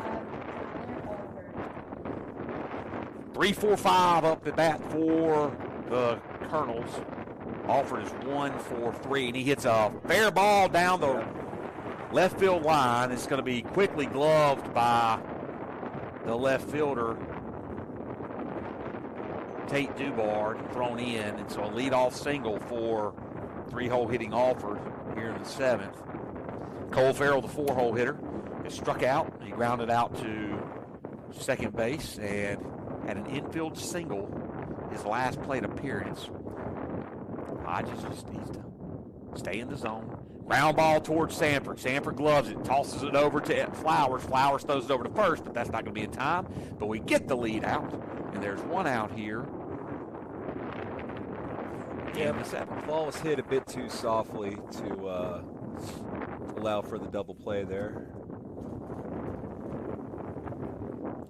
And that'll bring up Connor Roncalli, starting pitcher. He struck out, reached on an error, walked, and grounded into a fielder's choice his last at bat.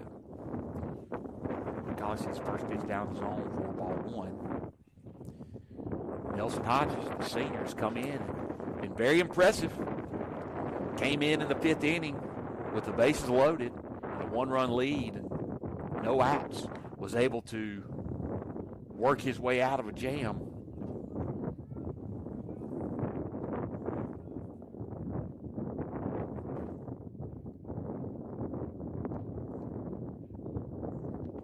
Ball misses, gets away from Makemson. Makemson is not going to make the throw. Probably wise. By the time he got a hold of that, there wasn't much of a chance to get the runner.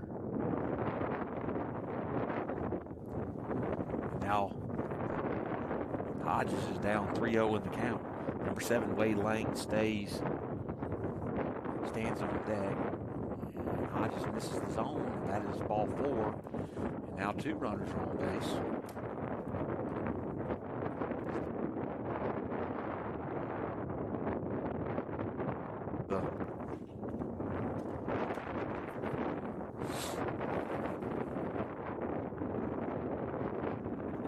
Now an 0-2 pitch.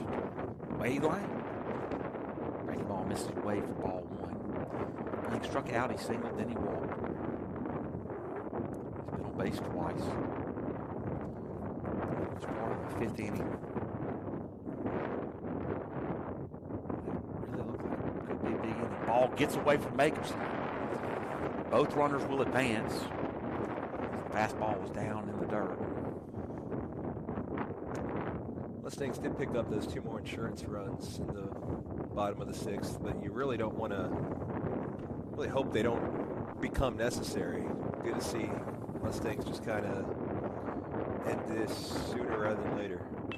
And a ground ball towards Flowers. He gloves it. He's going to throw it over to first, and that throw is going to be in time. 4.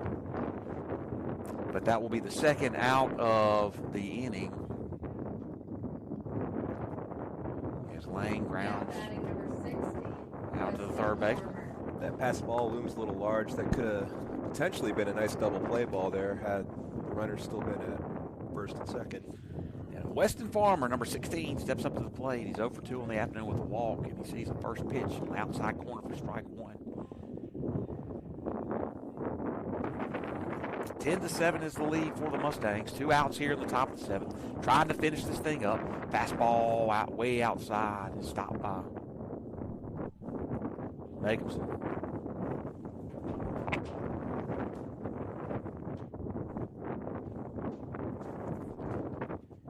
Here's the 1-1 pitch. It's a swing and miss for strike 2, and now the Mustangs are 1 strike away. Putting this one in the books. See if Hodges can close it out. 1-2 pitch. Down low, misses for ball 2. 2-2. You always say in a situation like this, Mr. Renewswitz, that run on third doesn't matter, but you never know what's going to happen. That's what I'm saying. Does. Ground ball towards Flowers. Flowers gloves it on a knee, throws it over Gerard, makes a great play to end it, and that'll be the game. And the Mustangs pick up their 6th win of the season, and a much-needed win for the Mustang as they end a 2-game losing streak. And we'll head into spring break with a 6-3 record and some unfamiliar opponents to play next week. So, Mr. Renewswitz. Looking forward to the beach. Good win today by the Mustangs. Absolutely. I hope everybody has safe travels down to Biloxi. I hope everybody has safe travels and relaxing spring break wherever you might be and wherever you might go. Thank you for joining in with us today. As always, it was a lot of fun. Good job by the Mustangs picking up the win, and it's a great day to be a Mustang. Gym is under construction.